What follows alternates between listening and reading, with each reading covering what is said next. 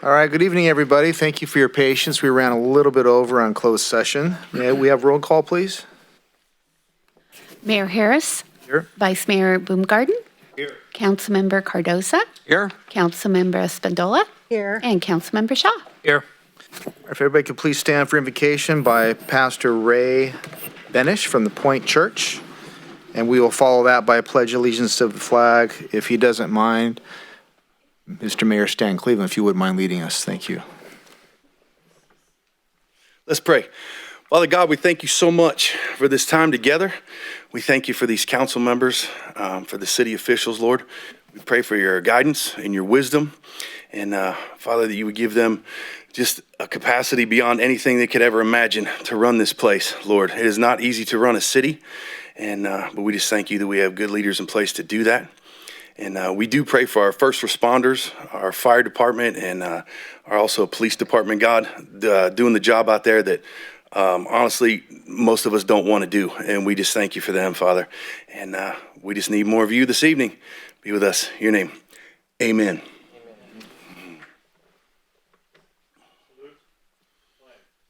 I pledge allegiance to the flag of the United States of America and to the republic for which it stands, one nation, under God, indivisible, with liberty and justice for all. All right, thank you both very much. Thank you, Pastor, for the words of wisdom. And Mr. Mayor Stan Cleveland, thank you. We have now the city attorney's report on closed session. Thank you, Mr. Mayor. There are no reportable actions taken from closed session. However, we do want to note that Councilmember Shaw was available at 5:09 for the completion of the entire closed session. Thank you. Thank you very much. Anybody have any agenda modifications or approval of other things for the agenda? Nothing? All right, we'll go to item number 1, proclamation in honor of Black History Month. Is Joyce Pope in the audience? There she is right there. She's a member of the Tri-County African American Alliance Black History Planning Group.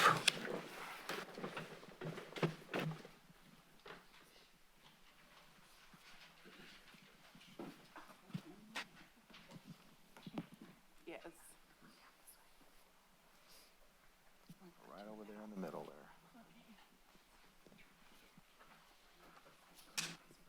Well, welcome, Joyce. Always good to see you. I'm going to let you hold this. That is for you. So Black History Month for February of 2020. African American history is a very large part of American history and should be studied throughout the year. In 1976, February has been designated as a month in which especially memorable events should be recognized and celebrated. Black History Month is an occasion to rediscover the enduring stories of African Americans and the gifts of freedom, purpose, and opportunity they have bestowed on future generations. Black History Month is a call to each and every citizen of our great community to reflect on the cultural, scientific, political, and economic contributions of African Americans, which are woven throughout American society. We remember, learn from, and build upon the past, so that together we can build a better and more prosperous future for all Americans. Now, therefore, be it resolved that I, Sean Harris, Mayor of the City of Yuba City, and on behalf of the entire City Council, do hereby proclaim the month of February 2020 to be Black History Month. So thank you very much.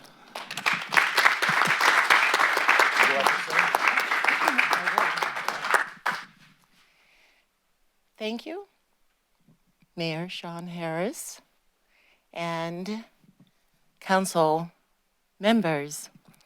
Thank you, members of the community, family, and friends.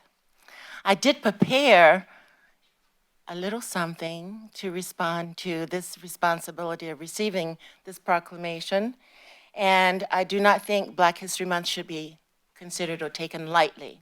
With that, I'll get my preparation. First, I accept this proclamation for 3 reasons. The first one is I'm a member of Toastmasters International, and with individuals that are here in the room that sat through 8 weeks of Toastmasters speech craft with me, stand in the room. Would you stand, please? Very good. And the fellow at the door. I want you to know that you can call on these individuals to speak for you in a public forum, almost on any subject of their comfort, anytime, and they will be able to do that because they sat through 8 weeks of Speechcraft. Is that right? That's right. They may think I threw them under the bus, and maybe I did, but I thought they had thrown me under the bus when I got this invitation. However, I do know the stream in which this is offered in, and I appreciate and respect that. The second thing in regard to Toastmasters is we have 4 clubs in the area, and one club that starts at 6:30 in the morning at the Dancing Tomato, and we have Marysville Toastmasters that meet at the Caltrans building in Yuba City on Tuesdays at 11:30. But that's not all I wanted to talk to you about. I also wanted to mention that I am a representative of Tri-County Environmental Health Awareness Organization, and this is a local grassroots organization that started in 2007, started by Mary Alice Shoemake, who worked out of the library for 20 years, who are big shoes to fill, let me tell you. But she approached me and asked me if I would grow and continue to have this organization available for the community because of the goodness and the good things it can provide for individuals who live here, mostly of lower social economic status, but still the community at large, and I'm proud of that. The third thing I wanted to talk to you about is Tri-County African American Alliance. This is a group of people who started out as a multicultural group of people working towards presenting activities in the community for the community during Black History Month. And Mary Alice Shoemake, again, was a person who facilitated getting that started, and I'm really proud of that because I'm still a member of that organization that put on different activities during Black History Month, and it is fitting, and I thank you for the award, the proclamation, in acknowledgement and realizing the importance of the subject to your community, to Yuba and Sutter County. Thank you very much. All right.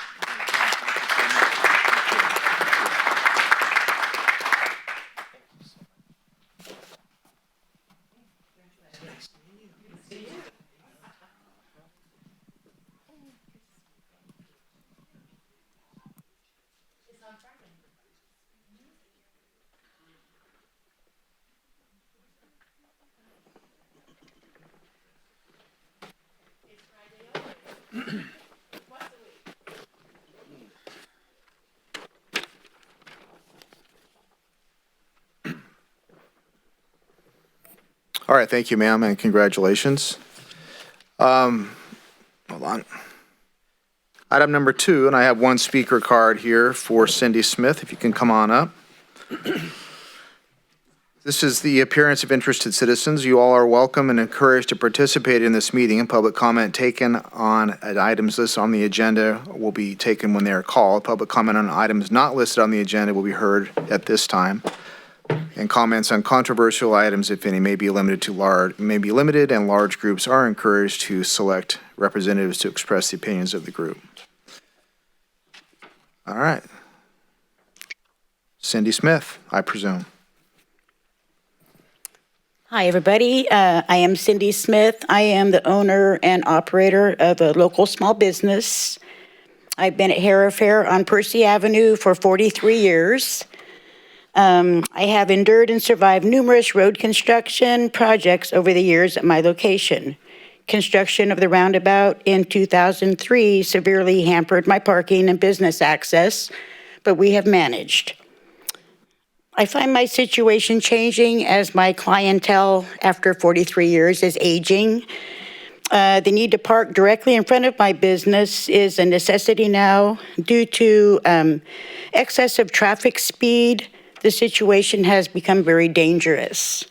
There's a crosswalk there that many kids use, and that is also a very dangerous situation, just with the people speeding around the roundabout. I reached out to Manny Cardoza, a very old friend of mine, to help with some ideas.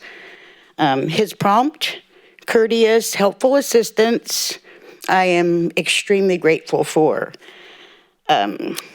He had the city Public Works, and I'd also like to thank Kevin Bradford, who within 2 weeks, they came out there and measured and put some parking hash marks for me, basically to give the traffic an idea that we do park there. I would like to thank Manny and the Public Works people for helping me out. After all these years, I very much appreciate you guys coming to help my old ladies that are having trouble getting in the shop. So I'm very grateful, and I'm just here to thank everybody very much. Thank you. Very nice of you to take the time out of your night to do that. Thank you very much for coming. Would anybody else from the public care to comment on anything? Go ahead. Right up here, please. If you could please state your name and... Thank you, Cindy. Thank you.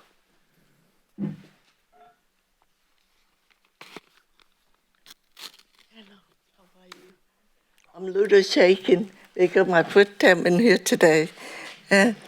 I'm here today to reason the city tree on my property.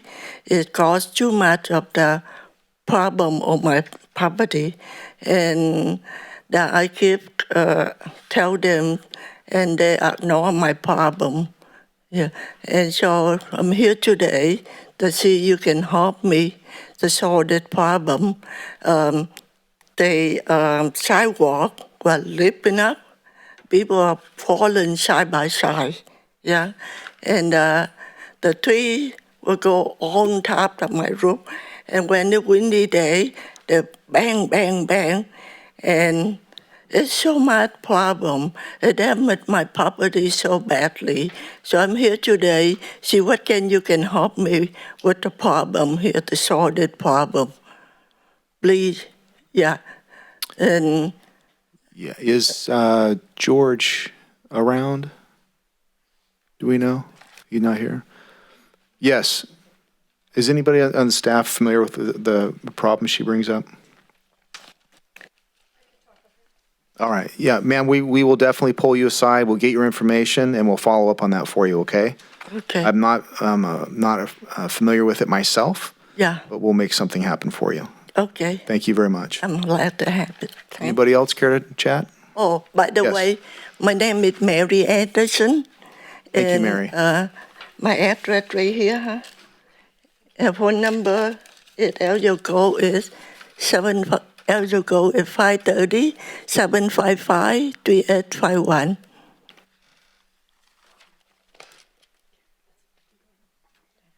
Thank you, Tara. All right. Hopefully get that taken care of for her. Moving on to consent calendar, all matters listed on our consent calendar are considered to be routine and can be enacted in one motion. There will be no separate discussion of these items prior to the time that council votes on the motion unless members of the council, staff, or public request specific items to be discussed or removed from the consent calendar for individual action. Would anyone from the public care to speak on any of the items on the consent calendar? Seeing none, I will entertain a motion on items 3, 4, 5, 6, 7, and 8. Through the mayor, Yes. I move to approve the consent calendar 3, 4, 5, 6, 7, and 8. All right. Second. And a first and second, all those in favor, say aye. Aye. Opposed? Unanimous. Number 9, regional homeless update by Councilmember Cardoza. That was quick. Not done yet. Yeah, I know. Just started. So, folks, I brought this up because we had a conversation a month ago, and the homeless was a hot topic in the conversation that we had with the community. So I just wanted to give you some follow-up to let you know what our region is doing, our Twin Cities and our 6 jurisdictions is doing. This is a regional homeless update. This is the December update that was given to us in January, the 1st of January. So we haven't had one for the month of February. We'll have one the 1st of March to have another update. So I just want to let you folks know exactly what our community is doing for the homeless and to show you that we are involved and we are trying to help the situation. So to start off, I'm going to be using HMIS quite a bit on the reading, and that stands for Homeless Management Information System. So starting off, we have new households with children entering the HMIS.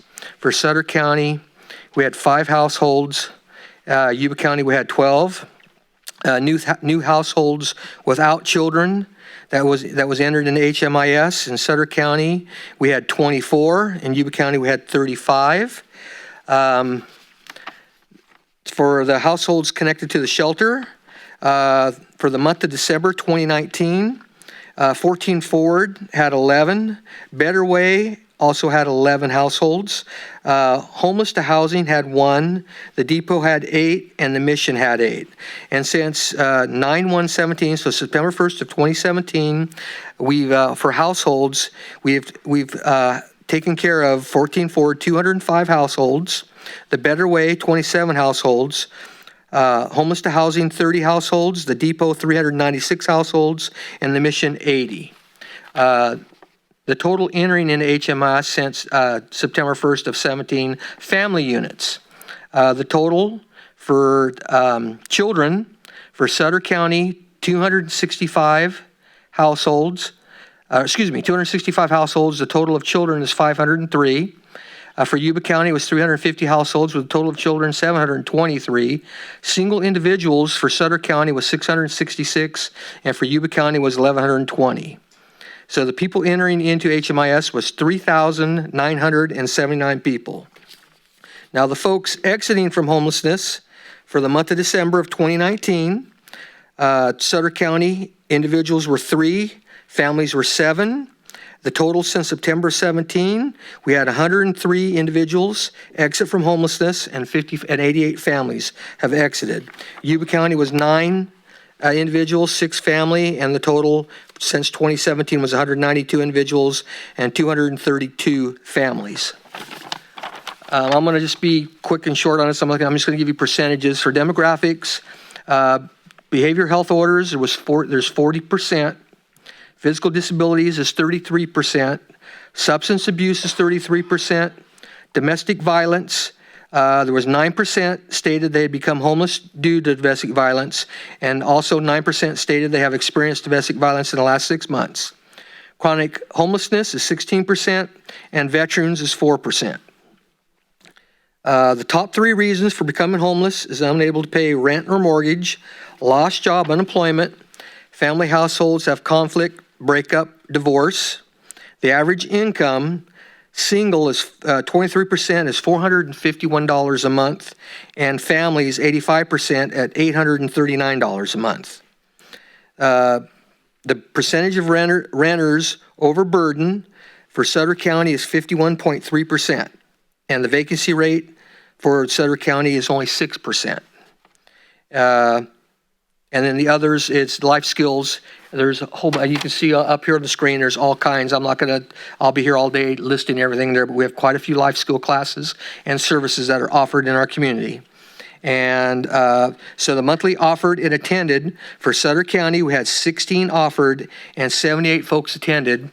And for Yuba County, there was 37 offered, and they had over 290 people that attended these. So this is getting better and better every month.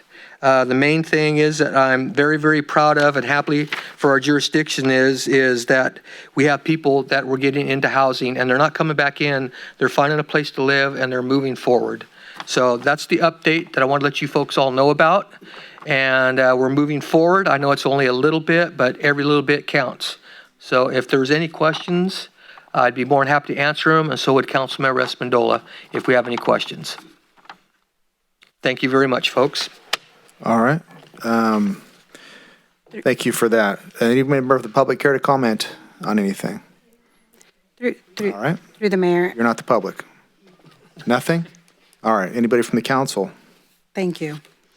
I'm glad you're back. As the alternate. Very good. Yes. I just wanted to thank Councilman Cardoza for the years that he's been on the regional housing, and he's the homeless, and he's been committed and attending regularly, and I appreciate you doing that work for us, Cardoza. That's excellent that you're helping.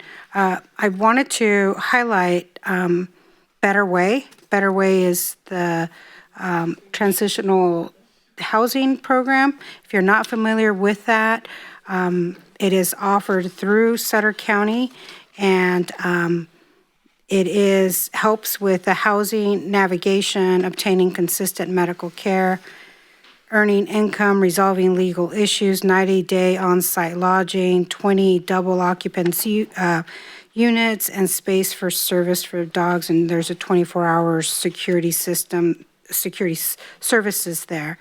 And by a person going through Better Way, it increases the likelihood that this person will be housed, as Councilman Cardoza clarified in all the data. And I just wanted to say that Imelda Mendoza Flores, who is coordinating of these services, is really active and engaged in the community, but this is a way for people who are needing homeless services to reach out to Better Way.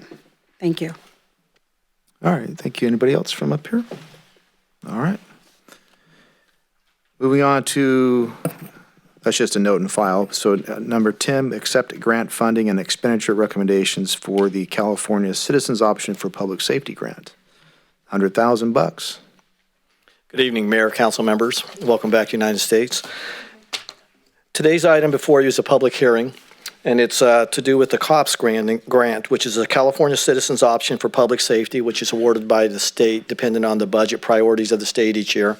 This year, we are awarded $100,000. It has to be used for frontline law enforcement purposes and may not be used to supplant any existing law enforcement services currently provided by the city.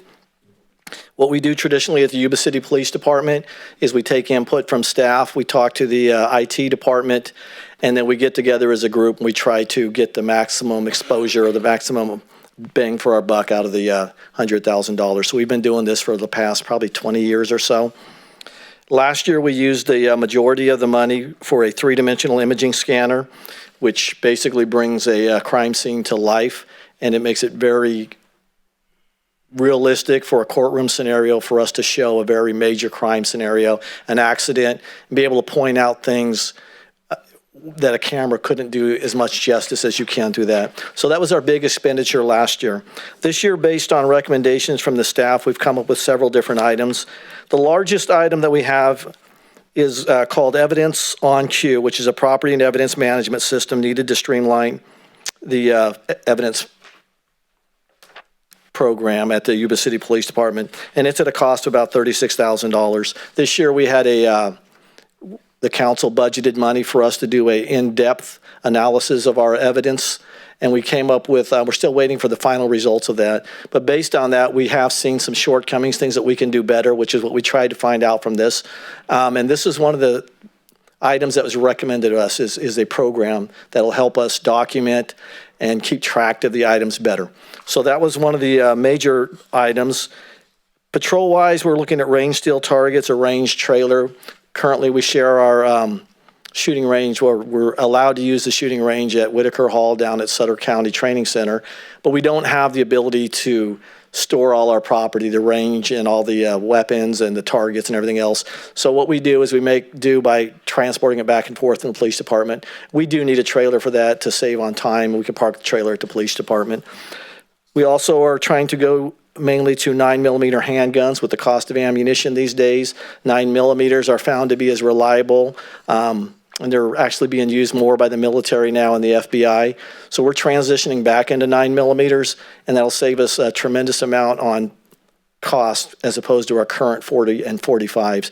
And that's our goal, is to have everybody in those. But again, some officers will have their preferences for larger ammunition, and because of the size of some of their hands, they are forced to use a bigger weapon.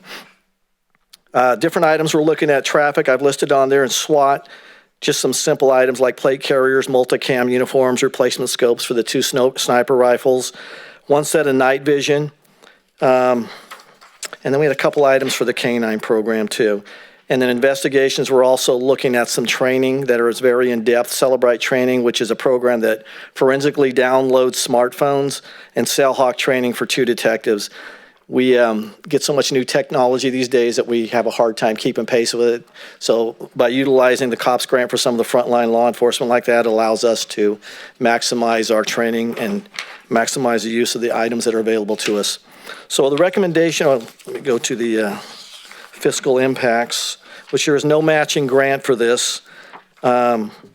Authorize $100,000 from account 2180-69201. Authorize the finance director to make a supplemental budget appropriation for grant revenues.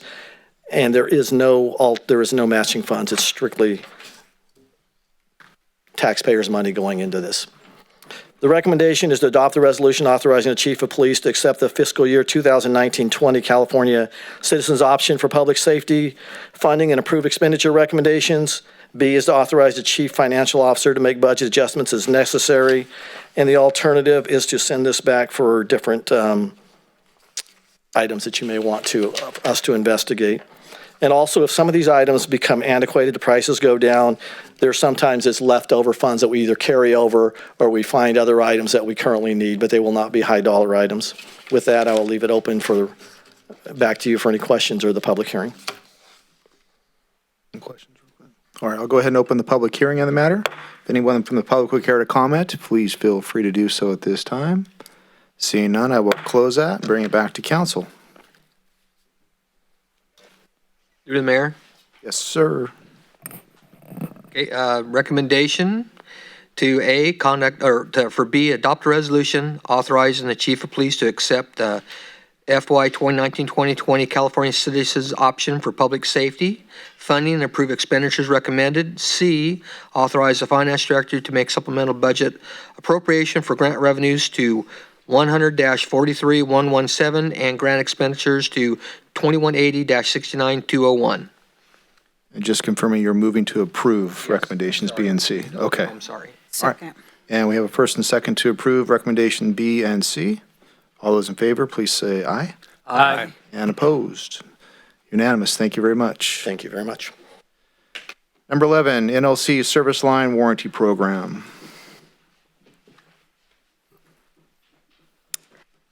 Good evening, Mayor and Council. Per our municipal code, property owners are responsible for the sewer lateral from the main to their home and the water service from the water meter, which is typically located at the back of sidewalk to their home.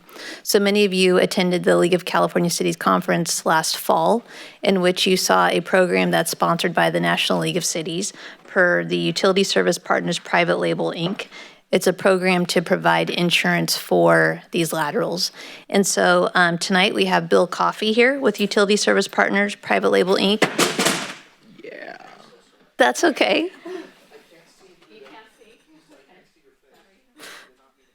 That's all right. All right, so I'm going to introduce Bill Coffey with the Utility Service Partners Private Good Label, entrance, Inc. Bill. And he has a brief presentation for you tonight, and then I'd be happy to answer any questions at the end. Thank you.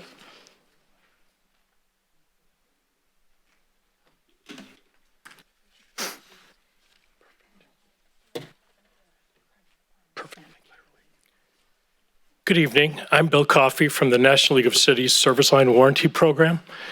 Honorable Mayor and Council, thank you for the opportunity to discuss our company and the programs we can offer the residents of Yuba City. Why choose Utility Service Partners? Our experience, our reputation. We're a Better Business Bureau A+ rated company, also a recipient of the 2018 Torch Awards for Marketplace Ethics. And our partnership with the NLC started in 2010, and it's grown and grown since. We are the only service line program that the National League of Cities endorses. And Utility Service Partners, a home serve company, is the company that administers the program for the NLC and looks after it. And, oops, how do I go back? There we go. Some of the program benefits helps address the public policy issue of aging infrastructure. Aging infrastructure, the pipes, sewer pipes, water pipes in the city, your public works crew looks after that. On the homeowner's side, these are the lateral lines in their property. And this is coverage, optional voluntary insurance for them to purchase that the city's making available with this program. It's a free public awareness campaign. It lets the homeowners know, first and foremost, these lines, even though they're out of sight and out of mind, they are their responsibility. The city's responsibility ends at the water meter for the water line and at the sewer main out in the street for the sewer line program. So by educating the homeowners on the lateral line responsibilities, they then know that these are their responsibility The city doesn't look after it, even though they think they should. And certainly homeowner policy, unless they have a rider, it doesn't look after it either. So the program, we take care of everything turnkey. We take care of all the marketing, the postage, the advertising, the billing, A to Z turnkey, no cost to the city, no public funds are used for this program. We educate homeowners about their lateral line responsibility, and it's peace of mind for the homeowner.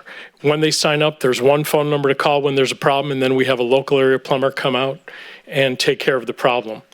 All the repairs are done by a local area licensed plumber. We vet them fully, A+ rated businesses. We have a thorough screening, and we pick the ones that are going to work well in the city.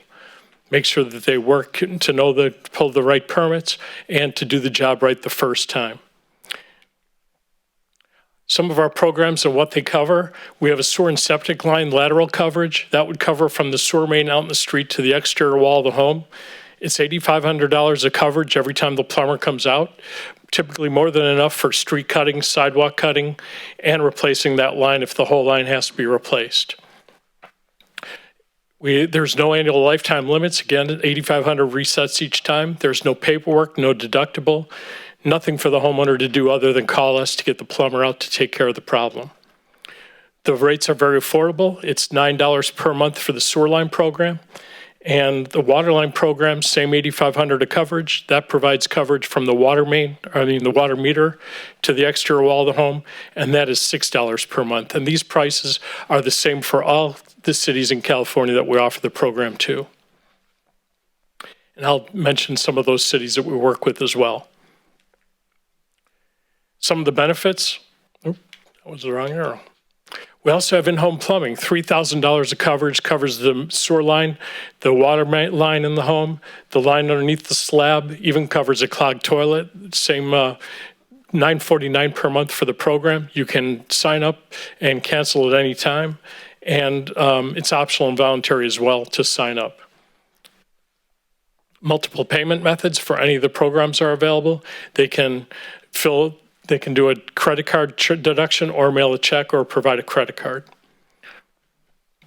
Our marketing approach, we take care of this program without any funds being used. We take care of everything turnkey. We only do it by direct mail. So there's typically a spring, a summer, and a fall mailer that go out, and we take a break during the holidays. Nothing goes out without the city first approving the letter, so you'll know exactly what's on the letter, what it says. Once it's locked down in English, then we can also offer it in Spanish, and that way you cover everybody in the city, Spanish and English. Same thing if they call up our call center to sign up, we have Spanish translators available. Call center state of the art. In the last 3 years, we've handled over 1,000 claims an hour, every 49 seconds a claim. So about 1.3 million claims in the last 3 years. Again, participation is voluntary. And the marketing clearly states that the city does not provide this program, that we are providing the program.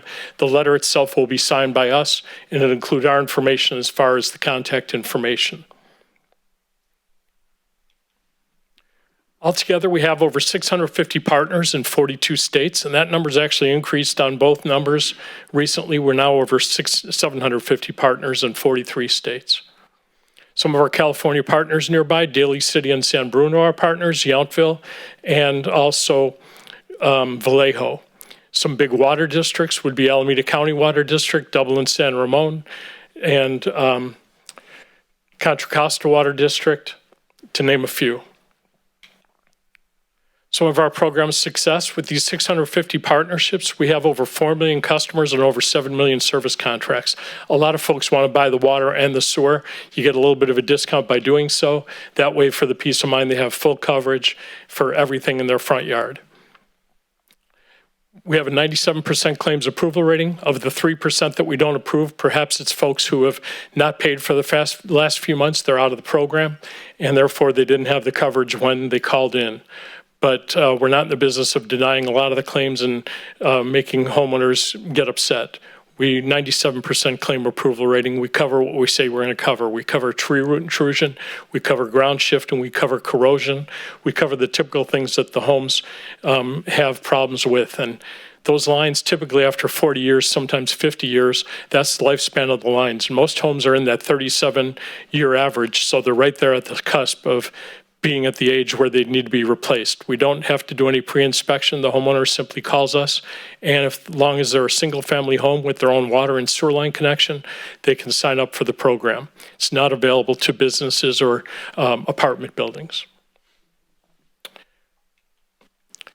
Probably the big one here, 80% of the respondents of this Harris survey said that they'd strongly or somewhat agree with the statement local community government should be responsible for educating homeowners on their service line responsibilities. So by having this letter out there 3 times a year, we send a follow-up letter 2 weeks later. So in all, 6 envelopes go through the door. We're not knocking on any doors, no emails, no phone calls, just simply a letter that the city's approved that goes out telling the homeowners about the program and letting them make the option if they want to sign up.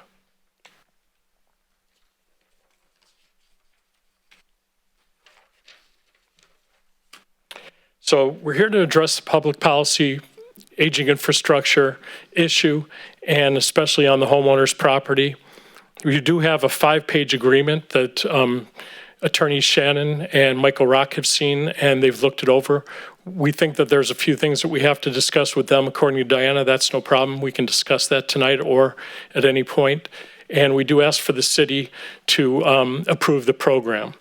The one requirement we have for the program is the use of your city logo for all marketing, advertising, billing, and outreach that we do so that the homeowners know that the city is participating in this program. It's not just some company that's mailed into the city and now all of a sudden the city manager or the mayor are flooded with calls saying, what's this all about? I just got this. This program has been fully vetted by the city and it's been partnered or approved to be partnered if that's the way that you folks vote. And the last thing is that the Service Line Warranties of America, that is our company. We're a parent company over them. And Service Line Warranties of America is the agreement, the company behind the agreement. So they are our subsidiary that looks after this insurance program for all of our customers U.S.-wide. And any questions? Any questions from any member of the public? All right. Essentially, it's our thing is use our logo, permission to use our logo, which basically will essentially legitimize the advertising to our residents to give them the option to purchase your product. Yes. All right. Any comment or questions from the council? Yes, Yes, through sir. the mayor. Go ahead. Thank you for the presentation. I was a little confused with a few things. Hopefully you can help me better understand. On the, there was a slide about 3 or 4 back about royalty and non-royalty, and it had different dollar figures than what I've read in the staff report. I think it referred to $9.99. Last line, Yeah, the second to last line. right there. Yeah, help me understand what that all. Sure. The non-royalty program is our baseline price program. It's the lowest cost for the residents. The city has the option to go with a royalty program. The pricing for that would be 75 cents more for the homeowner, and then that 75 cents would come back to the city in the form of a royalty or a license fee. So it can bring in additional revenue to the city. Some cities want the additional revenue, some cities do not. Up till now, we've only discussed the non-royalty program, but you're free to choose whichever program. It's a different agreement for each one, but it's the same, very similar terms, conditions, and so forth. So it's $9.75 for the sewer line program, $6.75 for the water line program, and $9.99 for the in-home plumbing program. Okay, thank you for that clarification. The other was, I think I heard you say that if a subscriber went for both the water and the sewer, there's a break, or are those flat fees? So is it 9 plus 6, or is it something different than that? It's $9 for the water or the sewer, $6 for the water, but there's a discount if they sign up for both programs. That seems to come up each time when we send it out because, for example, the first mailer might be the water line program, then in the summer the sewer line program, and then both programs in the fall. And there's a discount if they want to sign up for more than one program. And that discount is? 10%. Okay. This is more for our staff. Thank you, Diana. Do we have an existing property owner awareness program? We do not. Oftentimes what happens is that someone will have an issue with their sewer lateral. And so when the crews are out there, that's when they're educating them more about whose responsibility it is. We're not aware of too many issues on people's water services because once it gets past the meter, it becomes the homeowner's responsibility. So we don't have a gauge of how many water services that this applies to. But when it comes to sewer laterals, those are extremely costly, because you are in the roadway and dealing with oftentimes traffic and other conditions. And I just want to note the item before you tonight, the recommendation is to provide direction to staff to bring a contract back if council so chooses. Yep. Thanks. So does the agreement as it stands today, does it give you the exclusive right to market this program within our jurisdiction, or could other providers come in, solicit us the same, and our logo could be on, essentially we're giving you permission to use our brand. Correct. So would our brand be accessible to them as well? We have an exclusive on the agreement that's in front of you now, but Diana had mentioned that was one concern with Shannon and perhaps Michael Rock as well, and we can remove that clause. So there is a part that says this is an exclusive agreement. No other competitors can be in can sign up with the city.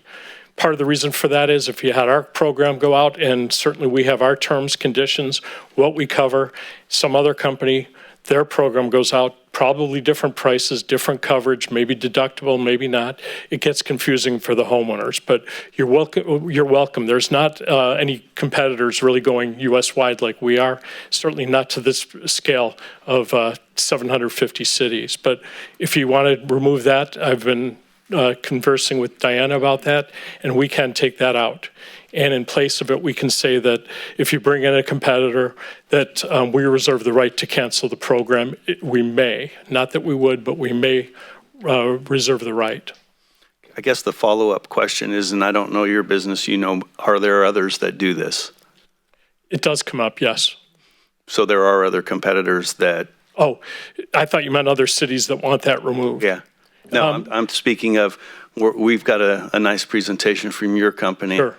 The door swings open and now we have 2 or 3 or maybe none. I don't know, and that's why I'm asking. This is the only one with the National League of Cities, and we're really the only company that is out there coast to coast, every state, all but 7, I guess.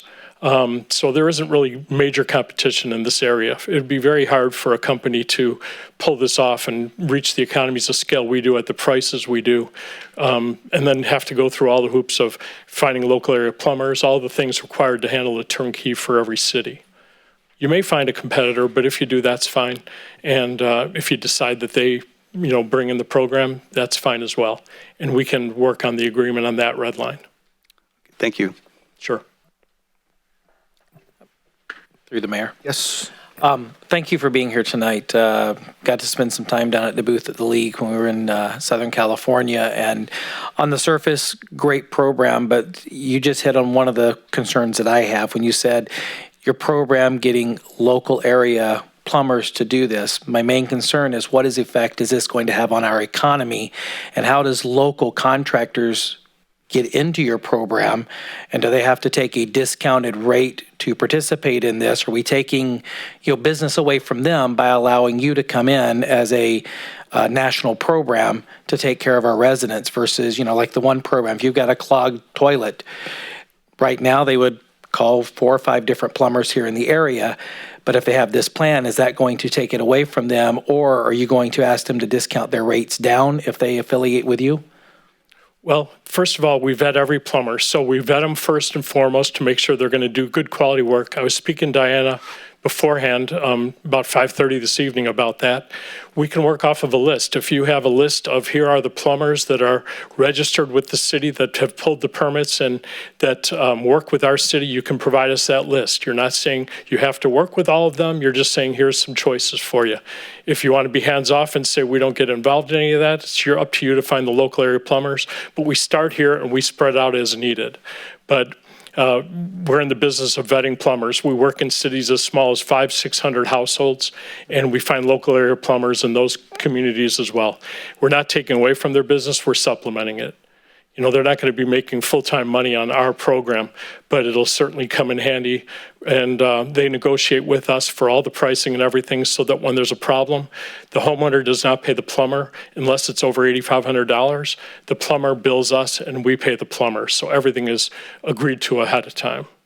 And typically with your billing cycle, is that typically net 30, net 90? Are you familiar with that side? I'm familiar with that subject, but I'm not sure how long we pay them. How long that is. I can certainly look into it. I would be curious to that because a lot of the contractors, when they do that, they're used to getting paid as they do the jobs, maybe with net 30. And I know that when the federal government with federal contracts went to a net 90 pay, it had an impact on people doing business with the government. So be curious to see how that would be addressed. My other question is concerns the marketing and reaching out. What safeguards are we going to have in place for protecting our homeowners' information? Are you sending things blanketed to homeowner at, ABC address, or are you looking to get, basically confidential information, homeowner, resident address? What is the level of protection, especially with all the data securities, and what do you have in place to protect our residents from having their information sold, marketed outside of yourself, or by all means hacked by any reason that's in your computer system? Sure. We're fully, first of all, we can work off of your mailing list. We just want an address and a name of somebody.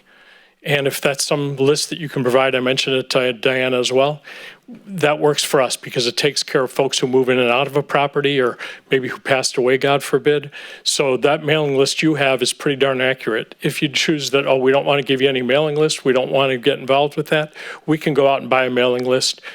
Either way works for us, but most cities do give us the mailing list because it is very efficient. We have full data security on it, and we protect it completely.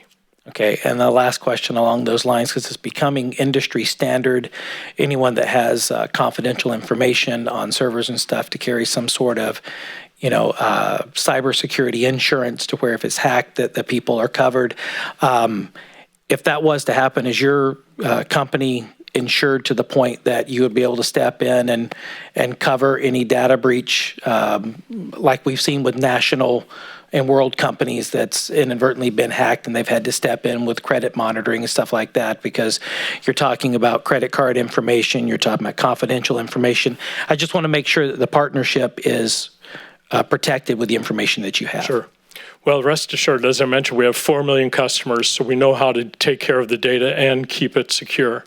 But I can double check if you'd like on the cybersecurity and our insurance. Please. I haven't been asked that one before. Thank you. Through the mayor again, sorry. Councilman Shaw brings up a huge emerging issue, which is the California Consumer Privacy Act. I would venture to guess that our subscribers to water and sewer are consumers by definition, in which case we're not supposed to give any of that information out. At least that's my understanding of the law as it applies to the business I run. So I think if, on a go-forward basis, for staff anyway, we're going to need to make sure that that we're abiding by those regulations as established by the state. They are pretty strict in regards to how you give out people's information. Okay. In that case, we would go out and buy a ZIP +4 mailing list. We just would need to know your zip codes. Sure. I guess because we're co-branding, it concerns me that people may think that we're providing them that information. So I just think this is an area we need to walk through rather than run. Sure. Just make sure that we're not putting ourselves as a city in harm's way either by perception or by reality. Okay, fair enough. I mean, if going back to that list of cities we work with in California, San Diego, Los Angeles, Rialto, Chula Vista just approved. We work with some very big cities, and most of those do provide us with the mailing list. So I'm not sure about that California regulation, but if that's a tight regulation, I'm sure that we're following it, and we can, as again, go out and buy a mailing list if needed. It was just more of direction to our staff to make sure we're. Thank you. All right, before we discuss, any member of the public care to comment? Nope. Open for discussion. Through the mayor, when I first became aware of this down at the League of Cities, I think the program has a lot of merit. I'm a little concerned about co-branding and certainly the issue of exclusivity because there could be others that are out there, and there's no ill will towards your company at all, but just a free market system should allow others that want to get into that business the opportunity to get into it.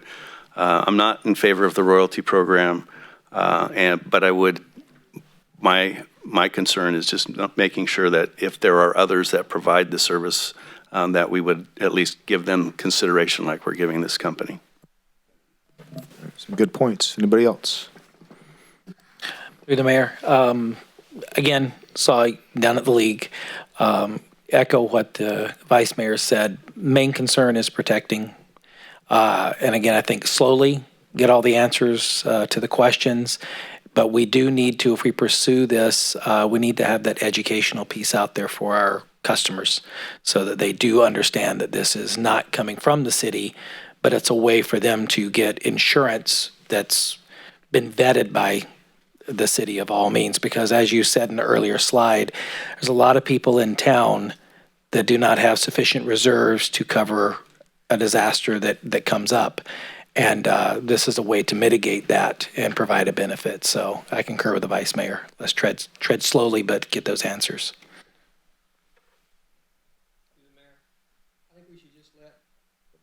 There you go. I think we should just let staff take care of this for us and bring it back to us and use the recommendation. All right. Yeah, I'm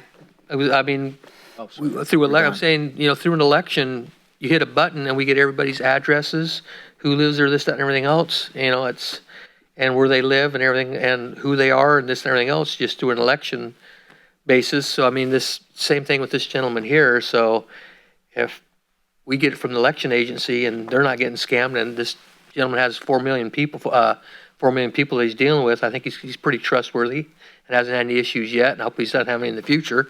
So just let staff do the homework for us and educate us and let us know what they suggest here in the future date. All right. Thank you. And if I may, the competition will remove that completely, as I said earlier. So rest assured on that. Can you give me a general idea? Is there 10 of you? Is there hundreds of you in this business? Less than a handful that go U.S.-wide. Sometimes we run into a county, like let's say somebody in Sacramento, a big plumber, handles the whole area of Sacramento, and they decide to put a program like this out there. But as you can appreciate, if you're getting $6 a month, $72 a year for a water line coverage, and you're providing $8,500 of coverage each time the plumber comes out, one claim in 100 years, you're behind the 8 ball, you're in the hole. So we do it by high economy of scale. We go in world nationwide, the National League of Cities name and presence, our company's name and presence. And so certainly you may have somebody come in your door. I doubt you've ever had anyone come in your door prior to me. So that kind of gives you an idea. My prior life, I was in water meters and AMI, and there are many water meter companies, many AMI companies. This is not like that. Through the mayor. I appreciate your presentation. In reading the Exhibit A, when the license conditions, it states that pretty much you want the city logo and the access to that. What if we didn't put the city logo on there? What would that look like? If you didn't have the city logo on it, I think that the results would be very poor. In terms of people would get it and they would just pitch it, they wouldn't read it, they would figure, who knows who this company is? Why would I buy their program? By having the city logo on there, it lets the homeowners know the city's participating in this program. We also work with you 2 weeks before the first mailer goes out, a press release in a local newspaper. We also send a postcard out to the homeowners to let them know they're going to be receiving a letter from us. So on the front end, there's a few steps that are done to help the community know. We can also help you with a web presence, some information online for folks who like to go online and see what's new in the city. So yes, you're going to have onesie-twosies of folks who didn't catch all that, but an awful lot of folks will know about it before the first letter gets into their door. So have you had any other cities that have just, like the whole product that you're providing, the warranty, but will not go with the city logo, and then the outcome of that?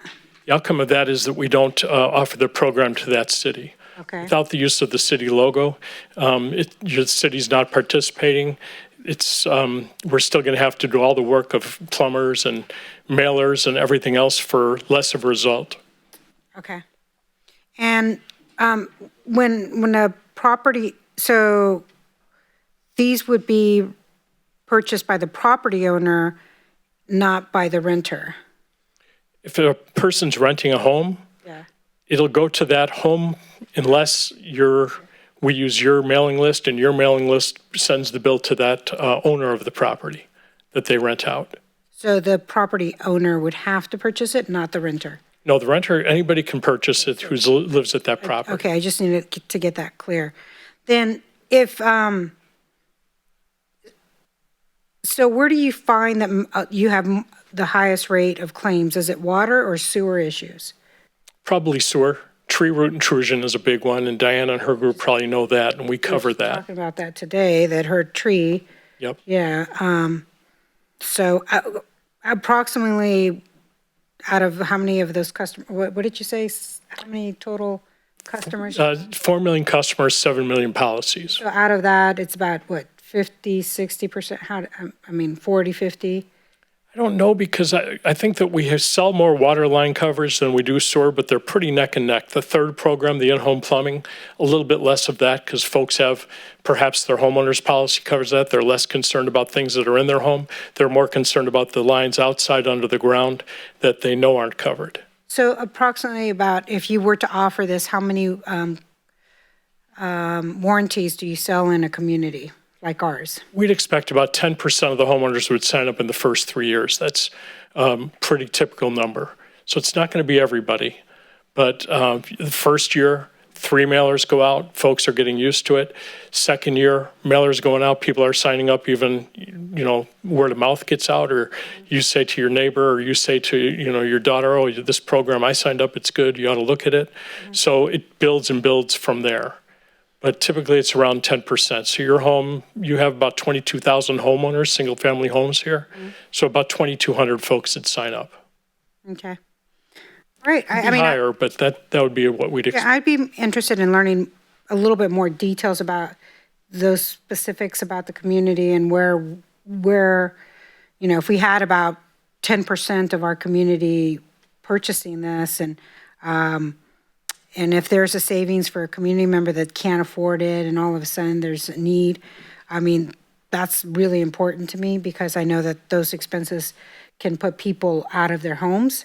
And we just talked about the homeless and how that quickly can change a person's life when they can't afford if something breaks in their front yard and they have no control over that. So I just feel like we need a little bit more information. Okay. All right. So I think overall, we have a consensus to move forward. We have a few things. If Councilwoman Espandola, if you can get your questions, whatever information you're seeking, to City Manager's office. So we'll bring it back to the council as a non-royalty agreement with the non-competitive, we'll take the clause out so that there's potential for competition. We'll be happy to work with Councilmember Espandola on any other questions you have. We can work through Diana on any other question that comes up in the firm, and we'll bring it back in the next meeting. One specific, in addition to what has already been asked, is by virtue of applying or allowing the folks to have permission to use our logo, we are, in effect, at least in the public's eye, likely endorsing this company. And by doing so, if there's a problem with the company and they don't meet an adequate, they come to an impasse as far as how to resolve the claim, are we on the hook by virtue of our logo being on that paperwork? Or that would be a concern for me. We're not legally on the hook. However, you will likely hear from the consumer as elected officials. Got it. Okay. That's the extent of it, though? And that was some of the language we wanted to clarify when we bring it back to you, is some of that risk management indemnification Right. language. So that's crystal clear that the city is not liable for any actions of the firm. The firm is completely on the hook for their work product and any issues they have with the homeowners. All right. All right, thank you. Yes, sir. Mr. Mayor, just so you know, the city actually does not have any regulations on use of its logos right now. That portion of the code is actually reserved, and it hasn't been updated. It's probably been reserved for probably 30 or 40 years at this point. So you do have more flexibility, but you don't have any guidelines in your ordinance with regards to that use. All right, we can make that decision. I just want to know if we do, or if we're on the hook for anything by virtue of just simply using the logo. But if you can add that to the list, that'd be great. And thank you very much. And thank you, sir, very much. I don't know how far you came, but I know it wasn't local, so thank you. You're the mayor? The mayor? We got one more question over here over a second. Yes, sir. Please, I had one here real quick. No problem. By any chance, are you folks the same company that works with California Water for the city of Marysville? Well, it's the city of Marysville, but are you the folks with California Water? Yes, California Water is a client of ours. Okay, so I can let you folks know right now, city of Marysville, the citizens, I had several friends that they said they pay that extra $6 a month, and these folks are up and beyond. There's not been any, I have not, well, there's only 6 people that have had it and have had the issue, but they said these folks are up and beyond, had no complaints at all. They come in, they take her, they had, one fella had a sewer line with tree roots going through it and had to replace 60 feet of a sewer line. Didn't cost them a dime. And the city of Marysville at the time, I think he said they were only paying $6 extra a month for sewer. So they do wonderful work. That's good news. Thank you very much. Thank you. for that. Thank you very much. Thank you. Thank you, sir. So we'll move on to item number 12, mid-year capital acquisition requests. Just a note on the last item, it's going to take us a little bit of time to get that, so it won't be back at the next meeting. Right, thank you. Carol, please. All right, so the item before you is mid-year capital acquisition requests. So the HAWK WIMS for the water treatment plant, which WIMS stands for Water Information Management Solution. This is a program that's been implemented at the wastewater treatment facility to tremendous feedback from the operations staff. So this program allows us to take data from multiple programs, combine it into one operational program.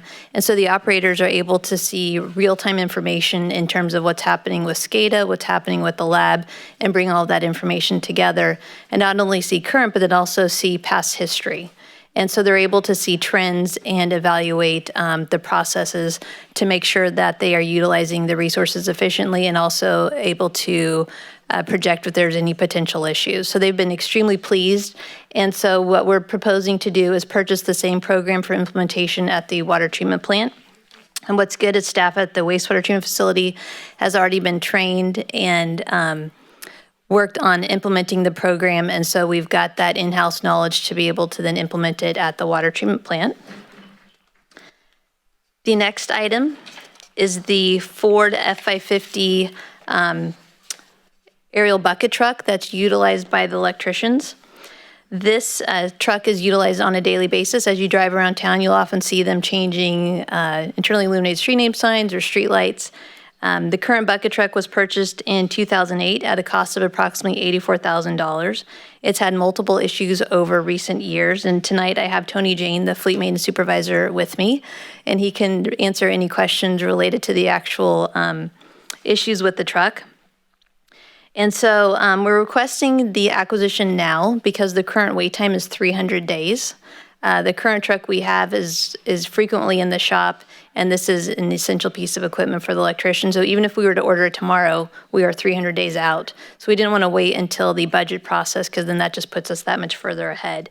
We do have the ability to piggyback on a Sourcewell contract per the municipal code, and the vendor has developed custom specifications for the city. It's Terex Utilities Incorporated. So the fiscal impact, the Hawk WIMS software system is $26,196. There's sufficient money in the operating budget. And the aerial bucket truck is $120,346.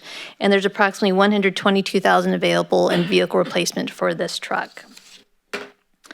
So with that, we're requesting the approval of the mid-year capital acquisition purchases and requesting authorized supplemental appropriations, and then adopting resolutions awarding the purchases of both items. I'd be happy to answer any questions, or I know that Mr. Jane would love to come up and answer any questions too related to the truck.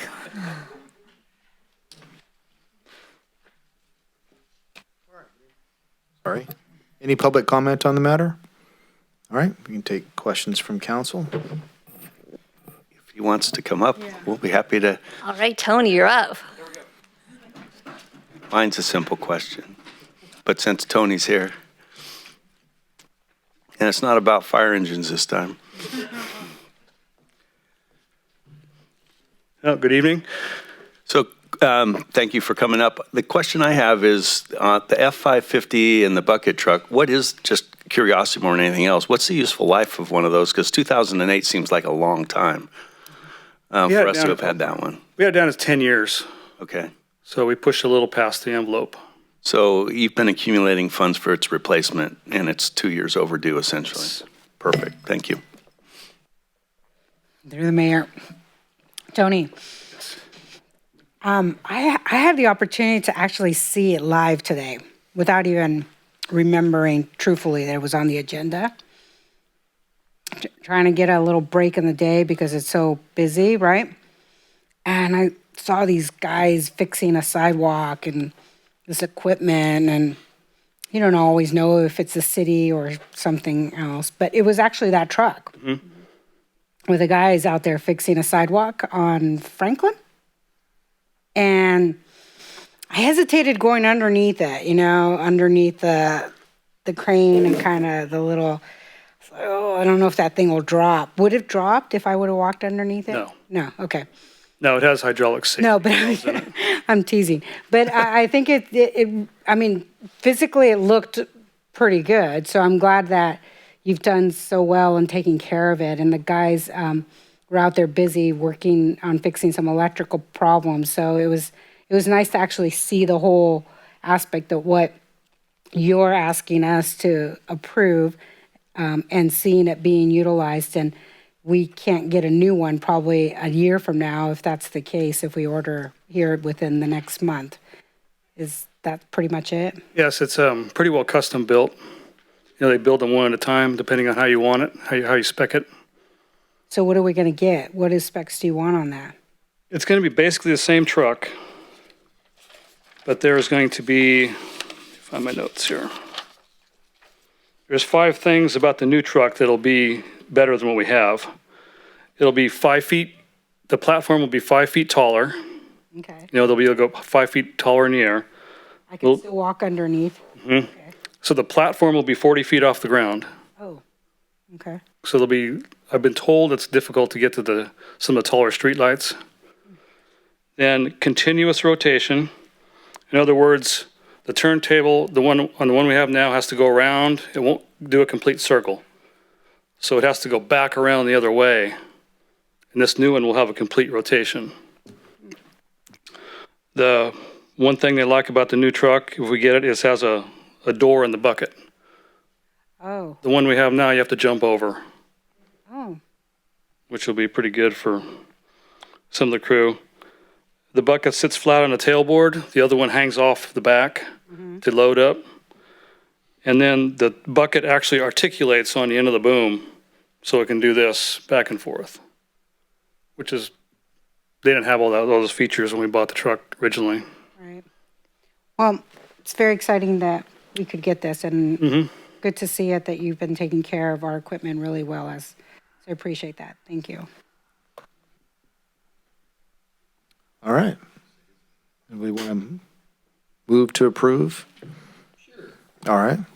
Go ahead, Mark, you want to do it? Oh, go ahead. All right, through the mayor. Yes. I'd like the motion recommendation for the mid-year capital acquisition request. A, approve the following mid-year, the hack wind system. Number 2, the Ford 550 aerial bucket truck. B, authorize the supplemental appropriation and related transfers in the amount of $26,196 from account number 7120-63433 to 7120-69201 for the hack wind system. Item 1, adopt a resolution awarding the purchase of the wind system. Item 1, to the Hack Company of Loveland, Colorado, in the amount of $26,196 for the finding that it's the best interest of the city. And D, adopt a resolution awarding the purchase of a Ford F-550 with aerial bucket. Item 2, to Trex Utilities, Inc. of Watertown, South Dakota, in the amount of $120,346 by piggybacking on sole source cooperative contract number 012418-TER with the findings that it's the best interest of the city. Whew. You mean Sourcewell? Pardon? You mean Sourcewell? Yeah. Sourcewell. Sorry. Yes, thank you. Second. All those in favor? Aye. Aye. Aye. Thank you, Dave. And opposed? None. All right. Unanimous. Thank you very much. Number 13, Lucky 13, financial report for the 6 months ended in December. Welcome, Spencer. Good evening, Mr. Mayor and members of the council.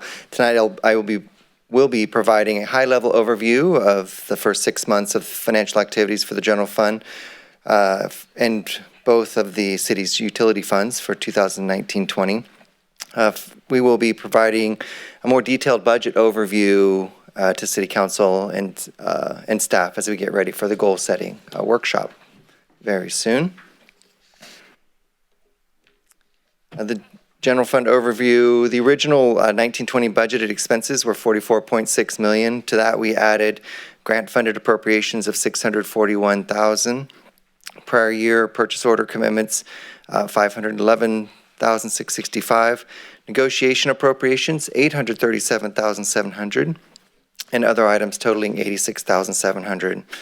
The total current budgeted expenditures are just under $46.7 million. Since revenues are on a cash basis and property tax revenues are not received until February and May each year, and we prepaid the annual unfunded actuarial liability in July for 1920 to avoid costs of CalPERS interest charges, our general fund has a net deficit as of December 31st. This is typical and is not it's not alarming. It merely represents a cash flow issue, and with the city's pooled cash reserves, it doesn't represent a long-term problem. By the end of the fiscal year, the city will once again have a positive fund balance in the general fund. In the revenue slides, the yellow represents the percentage of actual amounts received, and the gray kind of taupey looking color, I can't even see that color, being the remaining portion of the 100% of budgeted amount not yet received for the city's top 4 revenues. Since we are 50% through the fiscal year as of December 31st, this slide gives the appearance that we are way under budget on our revenues. However, I'd like to again assure the City Council that this is not the case. Again, it is merely a timing difference as we're waiting for some of those cash flow, those revenues that only come in during the second half of the year. The slide shows a small, actually almost non-existent property tax revenue, but that again, those first payments won't be coming until February. Well, the first payment's already come in, but as far as this slide goes, as of December 31st, we would not have received the first payment. By year end, we project that the property tax revenues will be right on track with budgeted projections. The total assessed valuations for the city's general fund were up about 5%, and finance projected an increase of 4.3% when putting together the 1920 budget. The details of the categories the details of the categories of changes in assessed values were included in the written report that went along with the staff report. Sales tax is the city's largest general fund revenue source. We track the most recent 15 quarters of data on both a cash and adjusted basis. The cash basis is based upon the actual receipts from the CDTFA, which pays to the city compared to the same quarter of the previous year. The adjusted basis data is provided in the city's by the city's sales tax auditor after the impact of any accounting adjustments, missed payments, and/or double-up payments are factored. Most of this data is positive. However, you can see that sales tax has been volatile and is difficult to predict into the future. Motel revenues exceeded the 25% expected. We didn't expect revenues to reach 50% as the December quarter revenues are not due or received until January 2020. Building permit revenues are at 54.2% of budget estimates, showing the seasonal uptick of development activity in the warmer summer and fall months. Special police services are at 21.5% of the amount budgeted, and police business licenses are only at 7.9%. Again, staff is not concerned with the low percentage of business license revenues because of the timing differences. We're only just now collecting business license renewals. Finance currently anticipates the majority of the city general fund revenues to be on target with budget estimates by the end of the fiscal year. 50.8% of budgeted amounts for salaries and benefits have been spent. The amount expended exceeds 50% because of the city's prepayment of the CalPERS UAL for the entire year during the first month of the fiscal year. When I recalculated the amount, including only one half of the UAL payment, the percentage expended for salaries and benefits was only 44.9%, showing about $853,000 in budgetary savings halfway through the year. 43.8% of the amounts budgeted for operating material, supplies, and services expenses has been expended halfway through the year. Total general fund expenditures equal 50.1% of the amount budgeted as of December 31st. In reviewing expenses halfway through the fiscal year, all departments were in line with budgetary expectations. Before moving on to the utility funds, wanted to provide the City Council with a summary of the city's unfunded pension liabilities as of June 30, 2019. This slide shows the total assets held by both the safety and miscellaneous pension plans through CalPERS, reduced by the total liabilities owed along with the percentage funded of each. We show that the safety plans have an unfunded liability of $43.1 million, which is up from $36.5 million last year. And the miscellaneous plan has an unfunded liability of $36.9 million, up from $33.8 million last year. The total net unfunded pension liabilities are $79.9 million, and that is offset by the balance in the Pension Stabilization Trust of $2.9 million, which will be, after the additional discretionary payment, the balance will be $2.4 million. The water fund operating revenues are at 50.8% of budget. The water service revenue increases last approved were there were 10%, and that was effective in July 1st of 2018 in order to cover operating debt service and infrastructure renewal and replacement costs.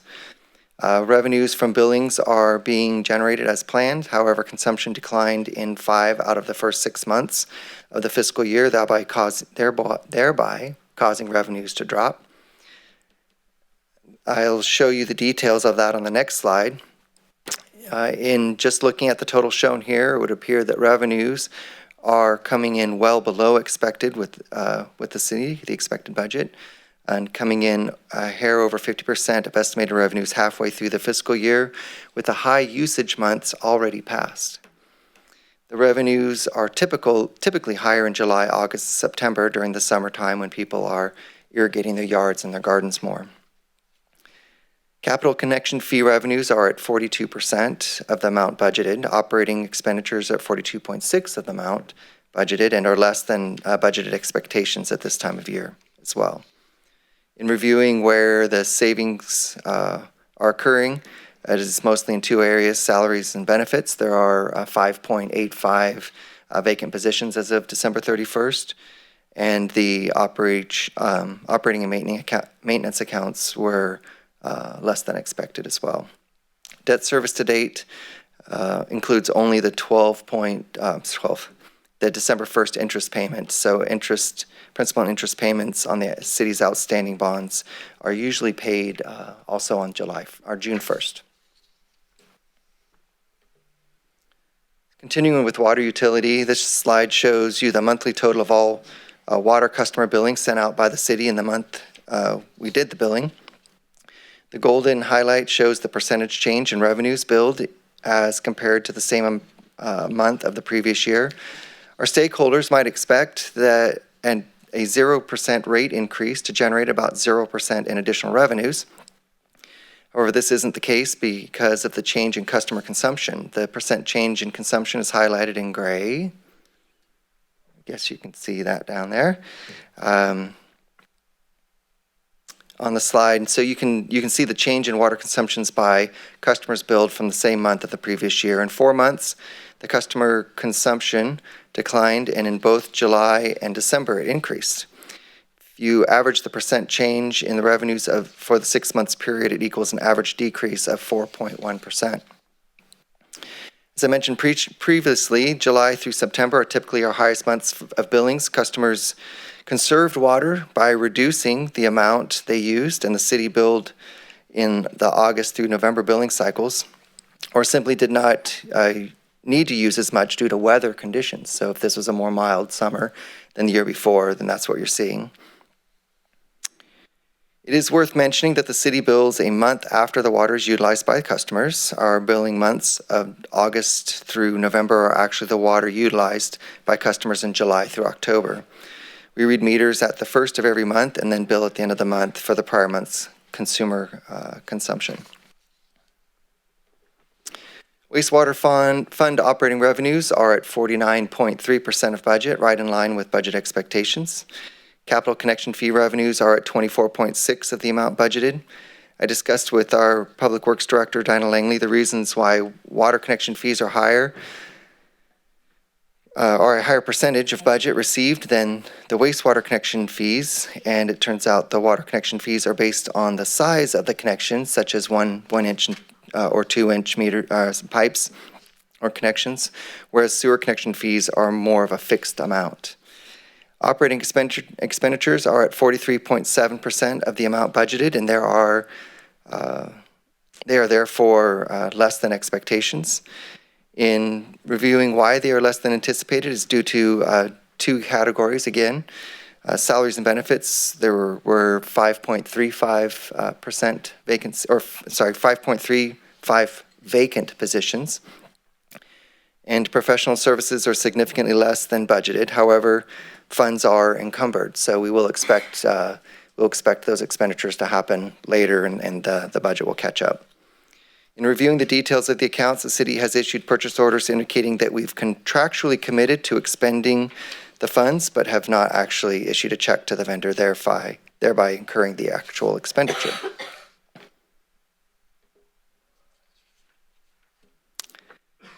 So finance has been tracking the amount of capital connection fees available for payment of debt service for many years due to the decline in development activities. The decline in development has resulted in a corresponding decline in connection fee revenues received by the city. Finance maintains separate funds for capital infrastructure purposes for both water and wastewater.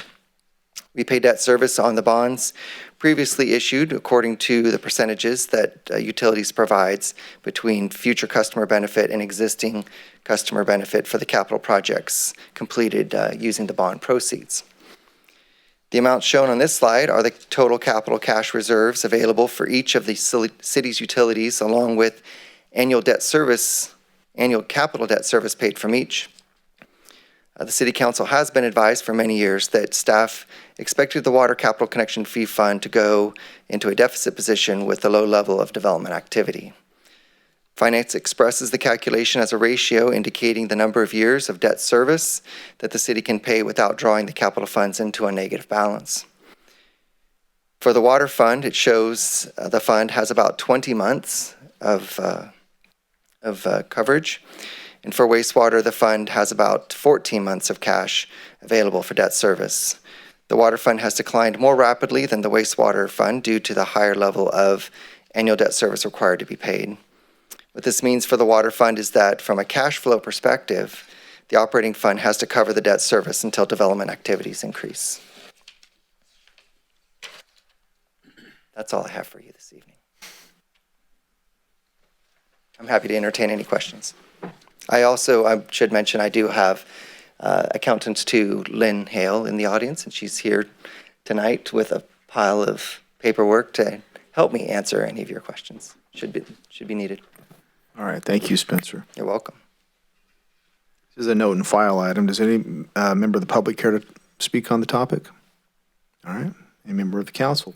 Through the mayor. Is there anything? Yes, sir. A couple of things. Spencer, thank you for your presentation this evening. Want to go back to the unfunded pension liability and the discretionary payment. Just a point of clarification to where in the years past, we have made that additional discretionary payment. This fiscal year, we held off on that as we went through the PERS workshop, and we have not had that come before the council yet to authorize any additional payment. So at this point, we should still have the same amount in our PERS account because we have not authorized an additional payment yet. So there shouldn't have been 1 cent.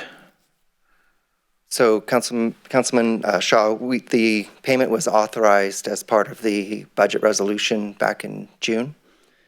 And so it was staff's direction after the pension workshop to send the payment. So the payment is has been sent, but if staff receives separate direction, we can definitely. We need to take a second look at that because it was originally as part of the annual budget approved and it was set aside, but it was also at the same time looked at to go through the workshop and come back before the council for approval before we sent a supplemental payment. So we definitely want to find out where that came from and an update on that. I thought maybe that was just anticipating sending one out, but we have not authorized that pending that. So definitely need to follow up on that. The second thing that I want to go over is I know it will be coming back before us. When we look at all of our budgetary issues and things coming up, is you talked about the declining revenues from water and how they've gone down. While I do fully realize that our revenues have gone down, consumption's gone down. And that was to be expected. And what we can expect our residents is to pay more for less consumption. And that was what was going on with previous council was, great, we're going to encourage you to conserve, but we're going to move the rates up and it's going to continue going up. These are obstacles that we as a council have to work through, and as we get ready to go through the budget are going to have to take in consideration. But what I want to make sure is at least one council member is that we're not looking and taking the track of we'll just raise rates and tax more and go more, because we do expect certain things if people are conserving. We expect that revenue to go down, and we need to be matching that with our expenses. And I know it's done well. But at the same time, when you went through that, you said they've been decreasing. Just a note, we expected it to go down because consumption went down. So.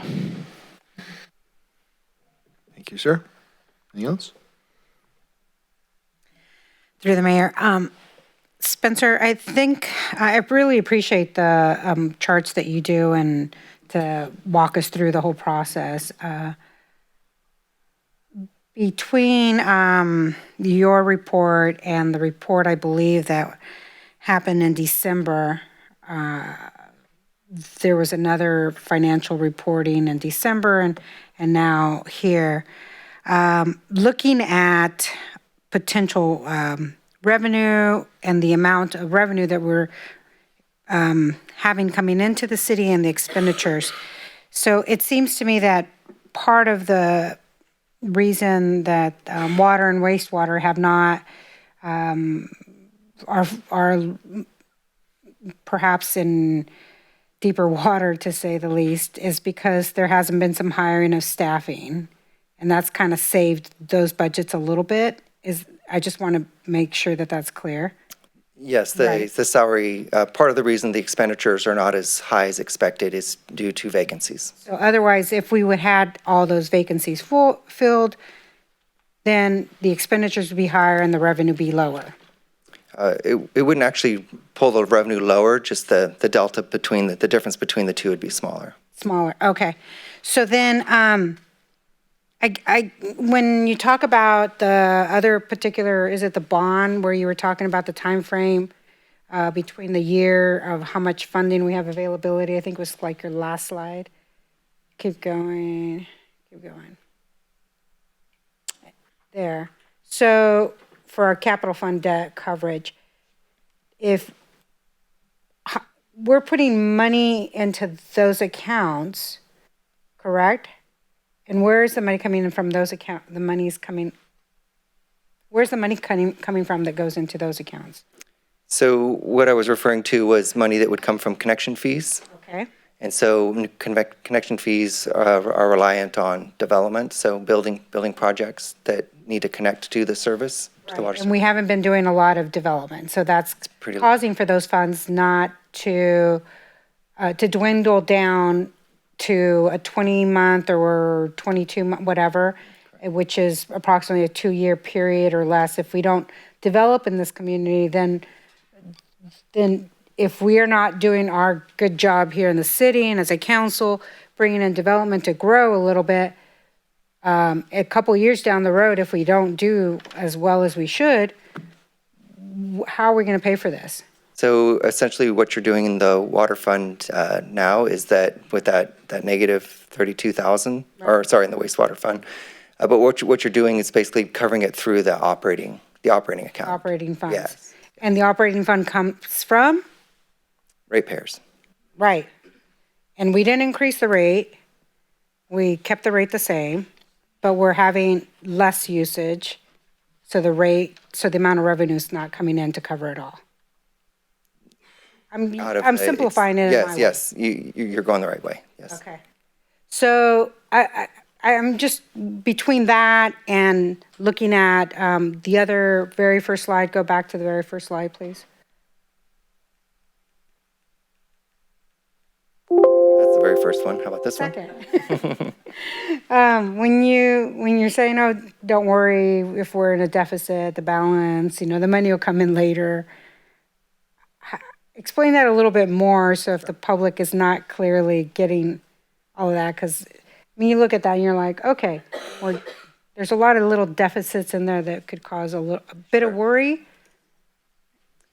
So the revenues for the city don't come in evenly each month of the fiscal year. So we receive two of our very largest payments. So for instance, sales tax comes in pretty regularly throughout the year. That's half of the general fund, or 34% of the general fund revenue, we'll say. And the next largest chunk of the general fund revenue is in property tax. Well, property Sales tax tax is the 30-something, and then property taxes. yeah, property tax, the combined are most of the general Second property tax. most of the general fund revenue. And so the property tax bill gets calculated in October, and homeowners pay it and business owners pay it in December and March. Okay. And so the city doesn't actually get the check from the county, who collects property taxes, until February and May. Okay. And so that big chunk of revenue, half, the second largest revenue source for the general fund doesn't hit until the spring of the fiscal year. It's property tax. And so all the while we have our expenditures are pretty well spread over 12 months of the year. And so we rely on we know that we're going to be a little bit deficit, but we have money in Treasury that covers that until we get the revenue in. And so that's how we balance our cash flow. Cool. Can you go to the slide on the on the sales tax, please? So explain to me the difference between first quarter 18-19 and the quarter right now 19-20. Explain the difference? Well, so why is first quarter 18-19 at 15.9%, and right now we're at a negative 9.6% cash basis? So about a little more than a year ago, the California Department of, it's CDTFA, tax and, anyway, the people that collect the taxes used to be Board of Equalization. Okay. They did a computer conversion. And so a lot of this volatility that we're seeing starting in around 17, 18, maybe second quarter 17, 18, is due to a glitch in their ability to collect and assign taxes to the right county, to the right jurisdiction. And so they've been trying to make up for that glitch. They eventually figured out, they audit each quarter, and they say, oh, well, during our computer conversion, we misapplied all these taxes to different jurisdictions, and so they work on fixing that. And so we might get second quarter 17, 18 tax revenue in what should have been reported in second quarter, not until the fourth quarter or the first quarter of the next fiscal year. Okay. And so it's been very volatile in that way. Sales tax is always volatile because it depends on, the differences are based on each individual business in the entire jurisdiction. Mm-hmm. And so if you have, some of our taxpayers sell very large ticket items, we'll say like very expensive equipment. Mm-hmm. And if they have a really great sales quarter and move a lot of equipment, then the receipts are going to be fantastic. But we can't assume that first quarter of 18-19, we were so high because of really great sales of this really big equipment, we can't assume that every first quarter that same number of equipment are going to be sold. Right. And so it really just varies on consumers. I appreciate you explaining that because it was interesting to see that one quarter we're pretty high on that cash basis coming in, and then a comparable another quarter, the same quarter, then we're in the negative. So that helps me understand better. Thank you for clarifying that. I think my biggest concern is that we're not in the deficit, that we're looking towards some sort of method to grow in our city. And I know we have our impact fees and the committees, Bogue Stewart and the works, so those will help tremendously. I hope so that if we're able to do some of that, then we're going to be able to strengthen our revenue at this point. Otherwise, I sense that within our restaurants and retails are not, they produce tax revenue for us, for sure. They're not the larger ticket items that potentially could give us additional tax revenue. Thank you. Through the mayor, if I may clarify just real quick. To clarify the chart up there, and I'm glad you left it up, that's really a timing issue, as you were trying to say, from CDFTA, because they were so far behind and they were catching up, and that's why the first quarter of 18-19 was inflated the way it was. In order for us to get a true picture, and I want to make sure that anybody in the public doesn't get the idea that we're suddenly going backwards in sales tax, we would have to really look at a rolling 12-month ongoing revenue cycle to see it, because that's how much out of whack the state had the sales tax revenue collection and distribution. And that's where the big spike of 15.9 came from. That was the quarter they were catching up and trying to get it back on high center. So when you look at it, you're probably going to find that our revenue stream is pretty stable, if not slightly increasing, because GDP has been up. You just take a look at our economy. You look at all the new businesses here. There's been more sales tax revenue, but we'd have to look at it exactly what revenue was brought in on a rolling 12-month cycle to get a true picture to see if we're maintaining that average. Because while that's true, that's a skewed chart because of CDFTA. It's not your fault, it's theirs. But thank you. Yes, and I think that's the purpose of including the adjusted basis, because what HDL Companies does for us as our tax auditors, they go through and they analyze those timing differences, and they analyze, again, like missing payments and double up payments, and they make adjustments to those. So sometimes CDTFA could make a mistake and actually give us twice the revenue that we were supposed to receive, and then they're going to take that back. But the sales tax auditors can see that, and that's so the adjusted basis on the right column has been smoothed about as much as it's going to be smooth. It's probably not perfect, but it's been smoothed about as much as it can. So you can see that in first quarter 1920, we actually we are positive. In fact, through the whole slide, you can see that on adjusted basis, we're positive, even if we're flat at 0.1% or 0.5%. Through the mayor, thanks, Spencer. Very thorough report. I guess my question is, we seem to continually rely on salary savings, and this is historic in this city. At some point, one would hope that through recruitment and retention, we wouldn't have to delve back into vacant positions to subsidize or to even the expenditures. Given what you presented tonight, is there any thought from the senior leadership team about any mid-year budget adjustments, or are you projecting at this point that we're good right now, we'll take another look in a few months and see? Or I guess I'm aware, through our dealings with you and other members of staff, in some accounts we've authorized a little more expenditure than was budgeted, and I'm assuming that some of that is being offset by the salary savings. But is there anything you can tell us here at the mid-year point about anything that's internally going on in regards to taking a look at expenses and modifying or changing anything? I don't think I have anything to report on that that very point, but I can say that I do appreciate that you're pointing out that these salary savings are one-time in nature. They can't be relied on for ongoing expenditures or commitments for sure. But I'm not aware of, I've not been part of a discussion where we're talking about reducing or moving budget around in the mid-year, other than what was brought before you tonight for capital items. Thank you. All right. Thank you very much, Spencer. Very well done. Looking forward to working with you soon.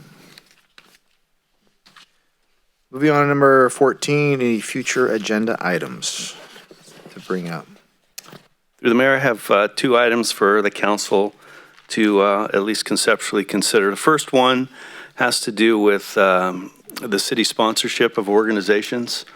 Last year we had this discussion, or at least we started it, and through the budget process, which included the budget subcommittee from the council and staff, we began to, I think, put some guardrails around city sponsorship. It seems to me that given what was presented tonight, what we know of our budget and some of the needs in the future and the goals and priorities of the council, we really probably ought to be taking a look at that and putting together some guidelines for city sponsorship, not only for our own use, but I also think it will signal to those who have historically come to us for whatever level of funding that they required. It will give them a heads up that things may or may not be changing, and they'll understand the rules of engagement in regards to sponsorships. And what I'm really looking for is, number one, that we do something that gives equal opportunity to city agencies or local agencies that come to us for funding.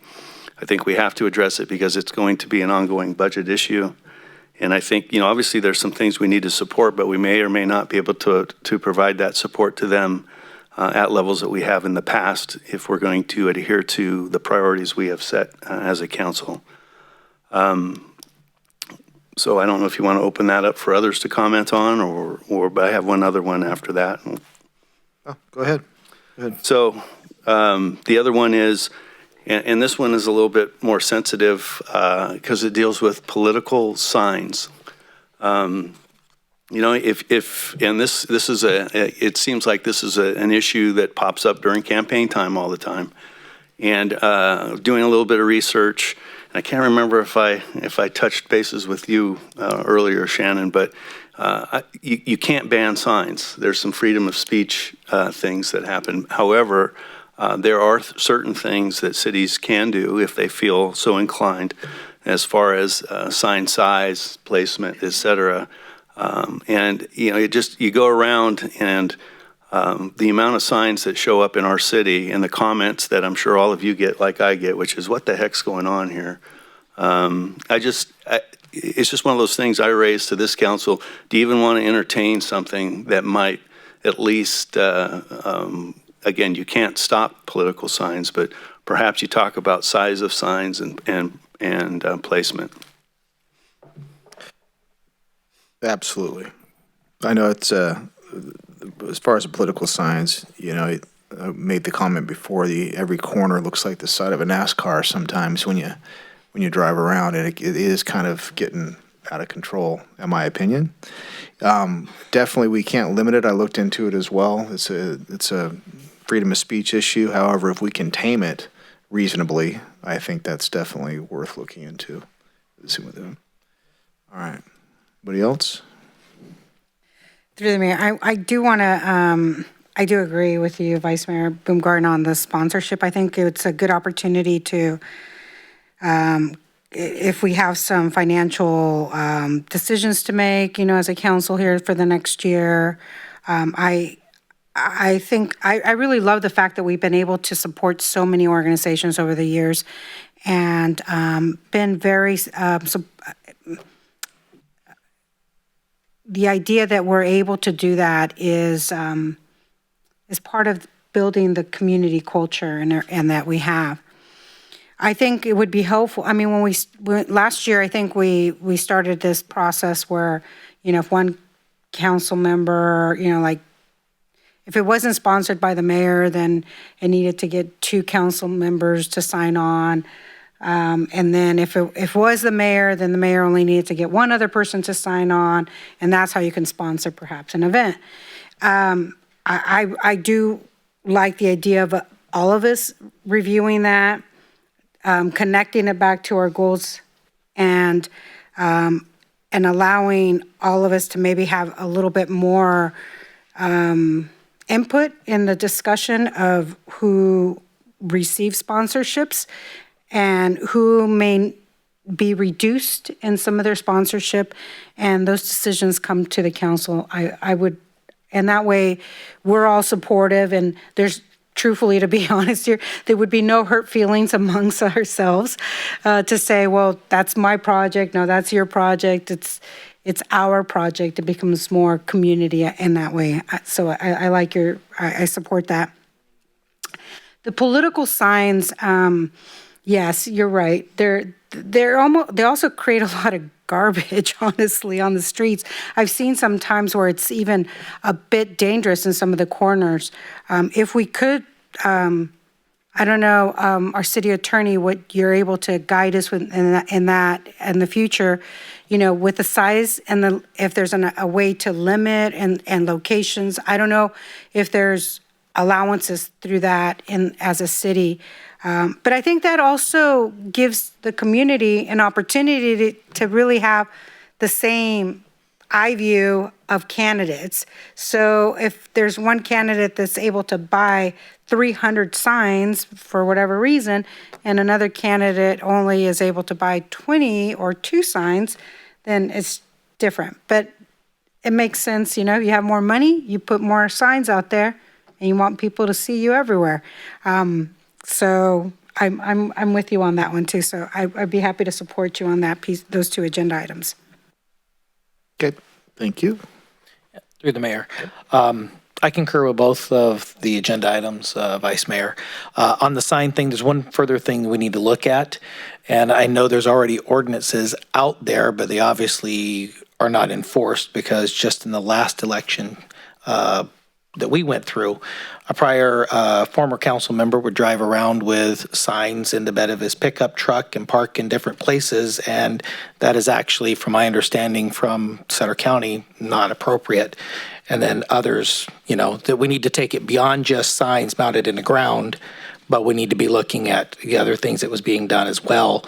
And whatever we decide, we need to have the teeth to enforce it. So that's what we got to do. We can't make ordinances and just let people get away with things, no matter if they're sitting at the dais or not. Everybody needs to be held accountable. The second part is with the charitable giving or giving back. Like the comments so far, the two other recommendations that I would probably have is we talked about it last year, setting quarterly amounts to where it's not all gone at the beginning of the year, because this past year it was all gone. And it was like whatever organizations came in for sponsorship first, that was it. And we were looking for things in January and it was, nope, everything's spent for the year. To me, that's missed opportunities.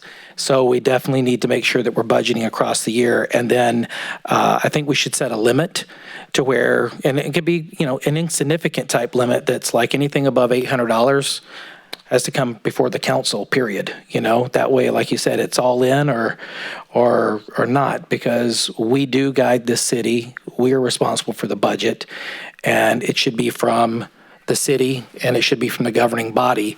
And so, round one, we tried to do the best we can. We learned from what good intentions were, and we build upon that. But I think we've grown as a body up here governing the city, and we need to make sure that we are collectively doing this, just like we do when we recognize people before the council like tonight.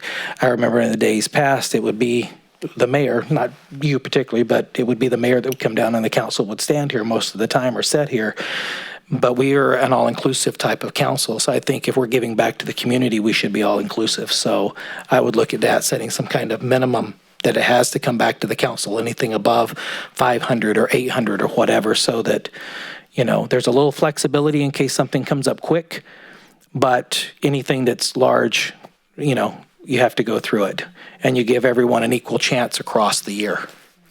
So I support them both to be discussed. To the mayor, I want to thank Ben and the staff of code enforcement. They are doing a wonderful job on the signs. I see them out all the time.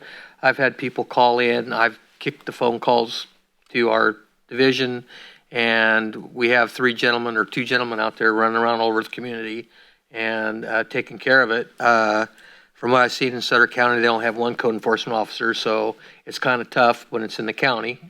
But they are, we can't tell people on private property where they can put a sign or not, though. I mean, most of those signs are on private property. Mm-hmm. So, like I said, our staff's doing a wonderful job. There's a few illegal spots. There's signs up. They're still up today. The county, they're shorthanded. So that's why those signs are there. And then, as you were talking about the other donations, they sent out a flyer to have the folks put their stuff in for 2020. So we'll see what happens there for the folks wanting money for 2020. That's my comment. That's the, if we're going to modify our approach for the contributions, definitely there's always room to try to improve processes. It may have already left the building as far as 2020 goes. We don't know if we have time because we have folks who are requesting money. Mayor, this is Tara over here. You did pull it back? Yes, we pulled it back. I must have missed that email. It was about half an hour after I sent it out. So I was gone. Never mind then. We hereby adjourned. Well, thank you very much. I was going to address the problem had that gone forward, so we're good. Anybody else, any comment, any other items you want to add or consider? Mr. Mayor? Yes, sir. I could. A couple of thoughts. I think we have a consensus to bring both items back to the council. I would suggest on the city sponsorship of organizations that go through the budget ad hoc committee first. Let them take a look at it. They're going to be taking a look at the entire budget process, get their input, and then bring it to the full council for consideration. On the sign ordinance, what I would suggest is that we bring back a full report to the council on the existing sign ordinance that we have in the city of Yuba City and compare that to what other cities are doing and what issues they may be having. This issue has been going on for as long as all of us have been alive and longer. And cities have tinkered with their sign ordinances for 100 years. So it's an excellent point. It's something we should review from time to time. And what I'll direct staff to do is to bring back a comprehensive report on what we have today in ordinance in the municipal code, and then what all the options are for you to consider.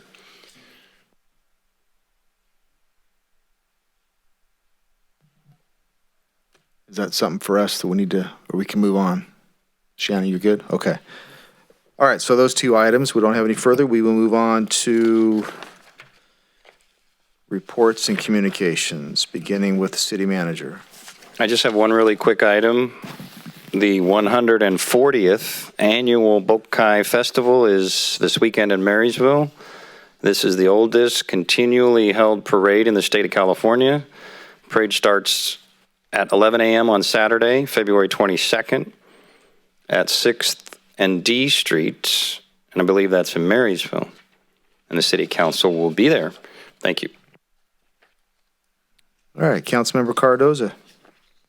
Okay. The last couple of weeks, we haven't had anything with the chamber. It's been a quiet couple of weeks with that. We're going to start back up this week. I'm going to kick the meetings. I attended the Fair River Air Quality Management District meeting here. We're moving forward on, there's been a lot of issues through the state. It's coming down to us. Of course, the state, they're cutting budgets, so there'll be more to come on that point. Attended an ad hoc committee meeting for the Yuba Sutter Transit Authority that will be given to the board. I can't say anything. We just had an ad hoc committee for that will be given to the directors this Thursday at the Transit Authority meeting. I have attended the Community Museum, Memorial Museum board meeting. The museum has their event schedule for 2020. And they got new things. We're going to have a farmers market this year. I don't know if it's going to be Thursday nights. They're talking every Thursday night between May and October. That's a start. And then they're thinking of bigger and better things every day. So that'll be moving forward as months come. Attended the Building a Better Partnership from the Regional Housing Authority. That's a trifecta. That's Colusa, Butte, Yuba Sutter. And we're working, there's putting in lots of applications. There's lots of buildings going on. We have a building going on in Penn Valley right now as we speak, being built. Live Oak has a couple more not homeless, but affordable housing going on. And of course, we're going to have ours starting here at the end of 2020, and hopefully we'll be done end of 2021 on Richland Road. I attended the Sutter Butte Flood Control Agency meeting for the mayor. He was out in Japan. I attended that forum. At the meeting, we finished up on the last of our levees on the south side of Nicholas. And then our new goal is we're going to run the program for the federal government on our bypass levees. So we got a few stretch miles that are in bad shape, and we're going to start that this year in the next coming months. Attended the community workshop with the mayor with our Yuba City Economic Development Corps. We held a regional 5-year planning session. We discussed the goals that were set 5 years ago, how we're doing, and then we set goals for the next 5 years. There'll be further update on that too. That was the first meeting of many. City events, attended the retirement party for Rick Ruggiero. Thank you, Rick, for 26 years of service. We attended the Employees Awards Dinner. This afternoon, I attended the swearing in for our new police officer, Bill Williams, and our new Community Service Officer, Kaylee Emberly. And then on closing, I would like to give special thanks to our Public Works team, our Assistant Deputy Director of Public Works, Kevin Bradford, our street crew team, Joe Howard and Bill Jowl, and for helping me. They insisted on getting some parking stalls done on Percy Avenue, like folks said here earlier. It was for senior citizens. It was a bad setup for the elderly, and they took care of the situation. And that's a lot better, safe place to be for clients to get in and out. And I want to thank them especially. Thank you very, very much for doing quick service on that. It made a big difference in our community. And that's it for me. Thank you. All right, thank you. Councilmember Espindola. Thank you, Mayor. Happy to have you back from Japan, so look forward to what you have to present to us, and Spencer and the rest of the crew. So I was also in attendance with Councilman Cardosa and the Sutter Buttes, so I'm not going to repeat what he said. We're pretty much on track.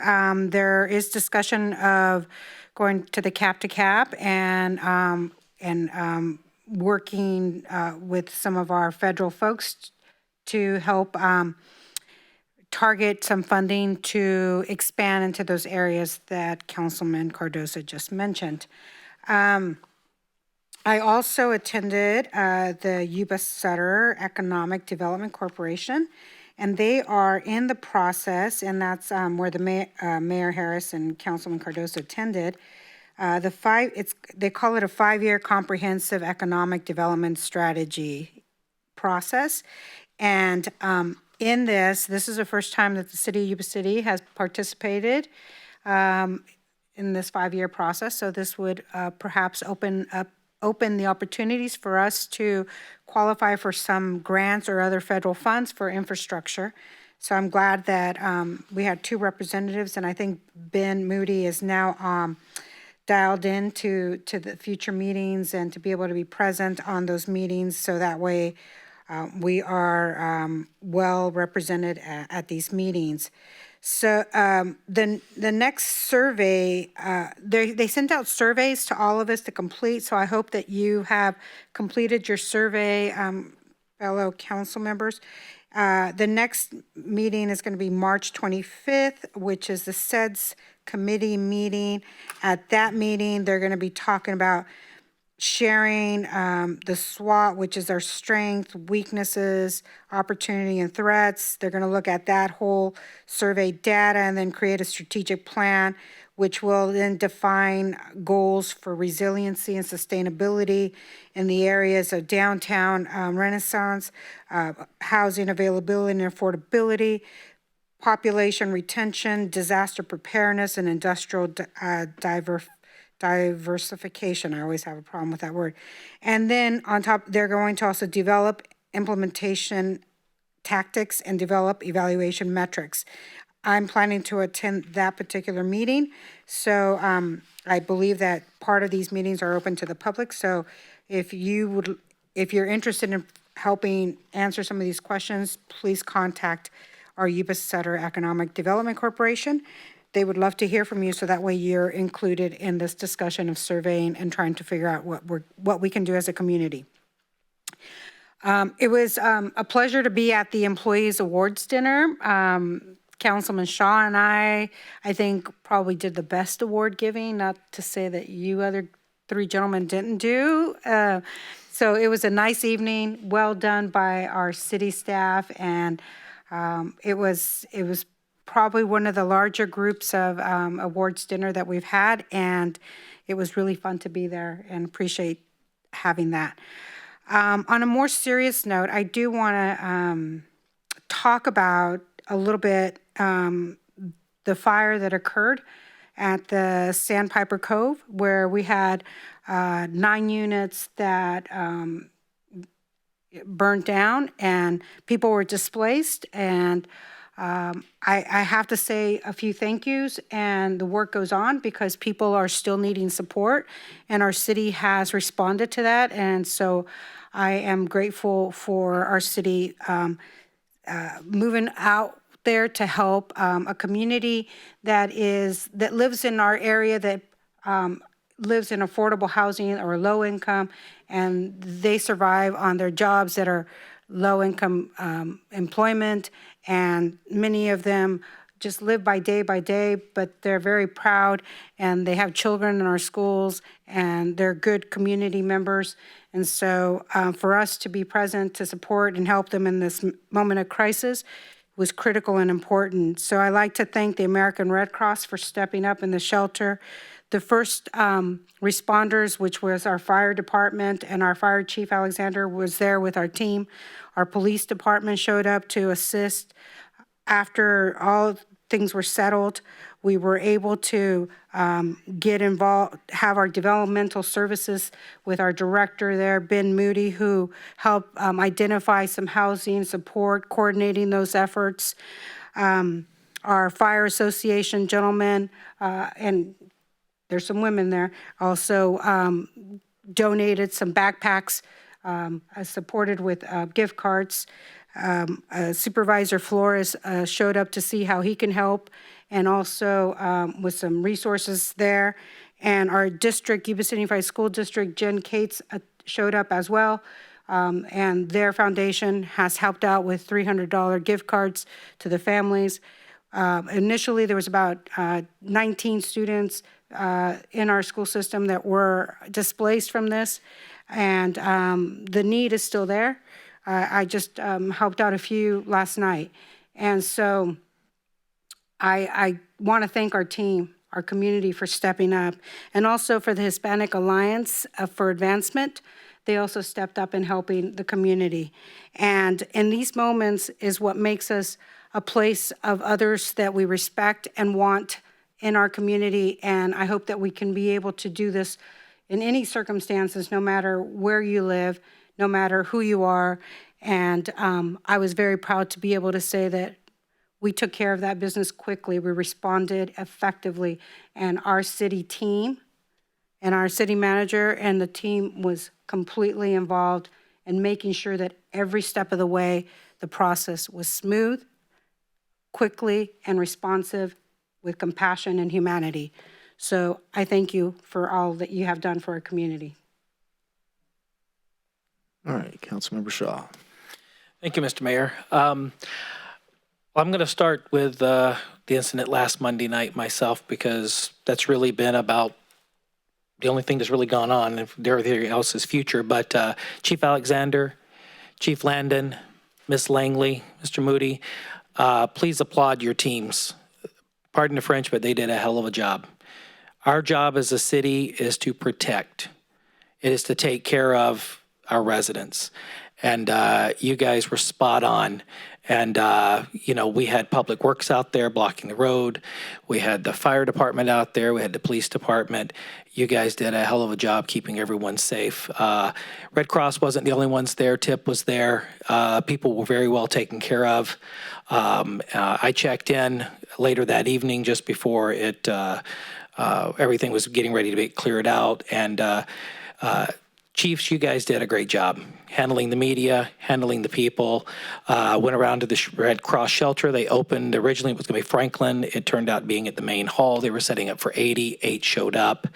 I was impressed, and I'll leave it simply as that, because Chief, you've been here basically a month or so, and you worked seamlessly with our entire team, and everybody did their part. And I mean, the resources were on the ground. Our job is to protect the citizens, and the nonprofits that were there to pick up the support services were there, and incredible job. So kudos and hats off to each and every one of our team members and all the organizations that was there.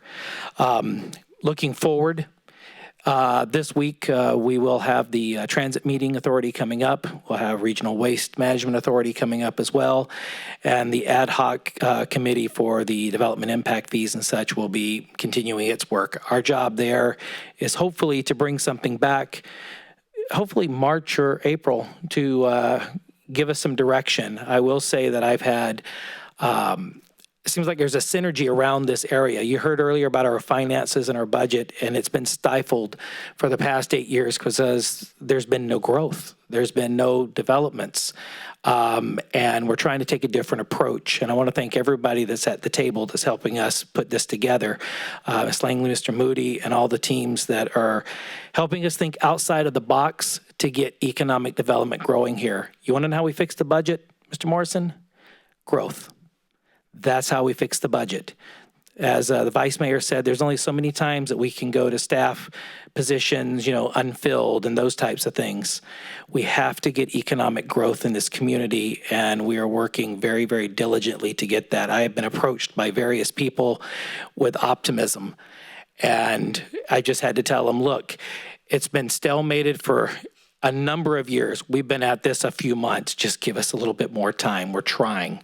So I know my goal, and I believe the vice mayor's, is to try to bring back things as quickly as we can to take care of the city, but to get the growth going in this community. The last thing that I would like to bring up is concerning the budget as well.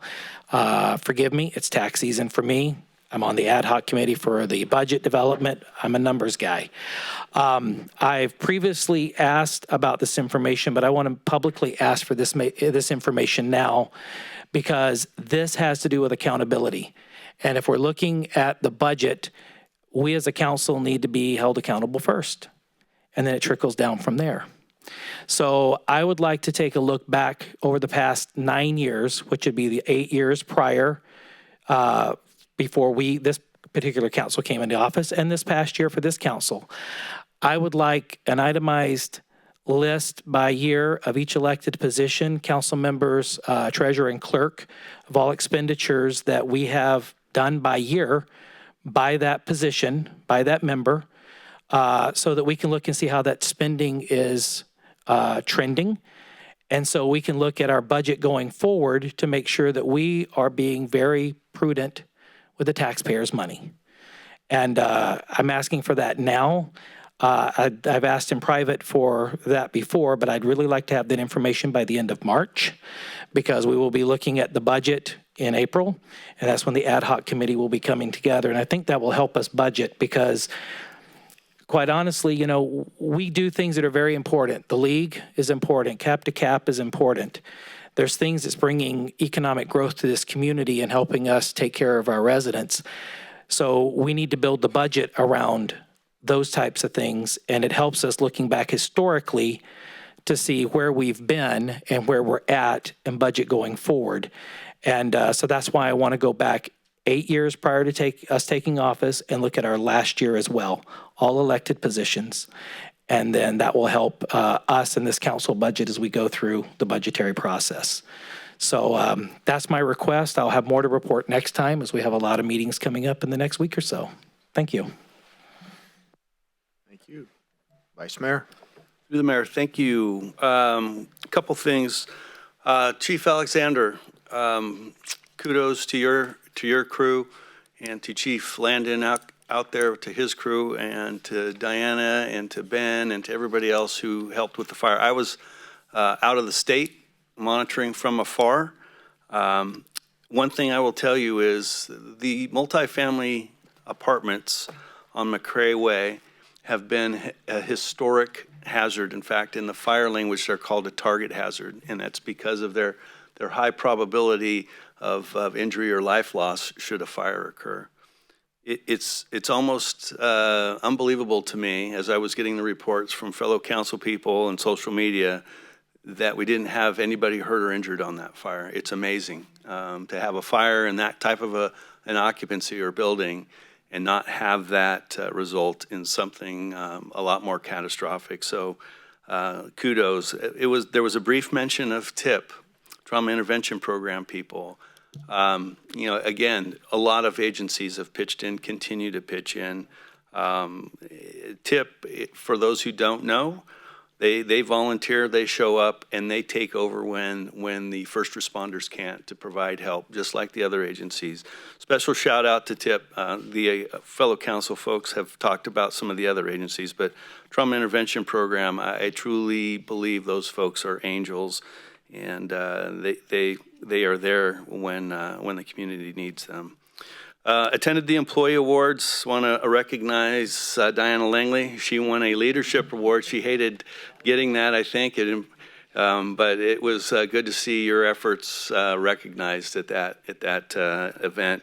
And we have a 25-year recipient out here in the back. I think it was 25, Chief Landon as well, and he received his award from the best presenter.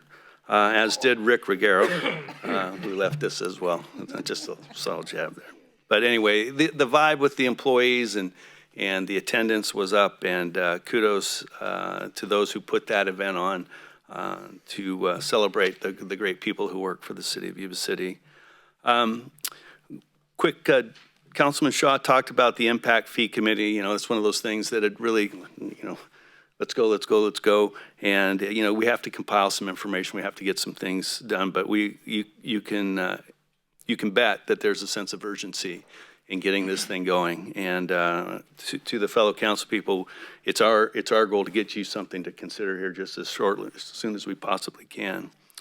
On the master tax exchange agreement, I'm going to step out on a limb here a little bit and say that I'm a little disappointed, not in our staff, but it takes two to come to an agreement on a master tax exchange agreement. And in this case, it's the city of Yuba City and Sutter County. And for whatever reason, we seem to be having a little bit of a challenge getting information out of Sutter County in regards to getting our models together so that we can compare what it's going to take for us to have a win-win solution. And we're defining a win-win solution as enough money for the county to continue to provide the services they need to, but enough money for the city of Yuba City to provide the services they will inherit should they annex the land in the sphere of influence.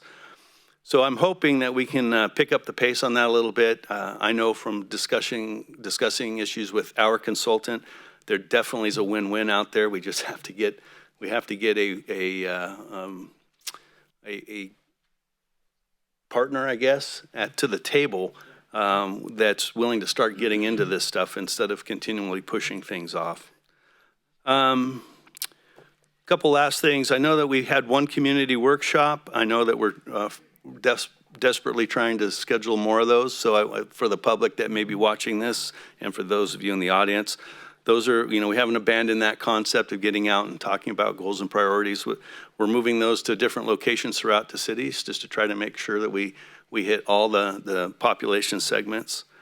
And one thing that happened, even though I was in North Carolina, was I continue to get phone calls about the vaping and the tobacco issue from both sides. And so that's another thing that I want to make sure that the commitment is from those of us involved with that project is to hear both sides, but to continue to have those meetings so that we can hear both sides and get to something on what we as a city are going or not going to do as it relates to flavored tobacco and vaping products. With that, it is going to be a busy couple of weeks. You know, we have the Bacchae, et cetera. But, you know, it's probably in the mid-year budget deal. It's comforting to know, Spencer, that someone who has had, and Lynn, that it's comforting to have folks who have had past experience stand and present to us. I appreciate that. I know the challenges that are involved with that. And I just want to make sure I publicly acknowledge the fact that there's a certain level of confidence, at least I have, when I see what's being presented up there, that I'm seeing the real stuff, and I appreciate it. Thank you. All right, thank you. Before I get started, I too would like to acknowledge our folks, our city staff, and your folks' staff, the chiefs, and Diana Ben for stepping up to that fire. As everyone knows, we were across the ocean, so with the 17-hour delay or time difference, it's kind of hard to monitor or call people or in real time. But what we did get, and Chief, I appreciate the updates and the emails and whatnot.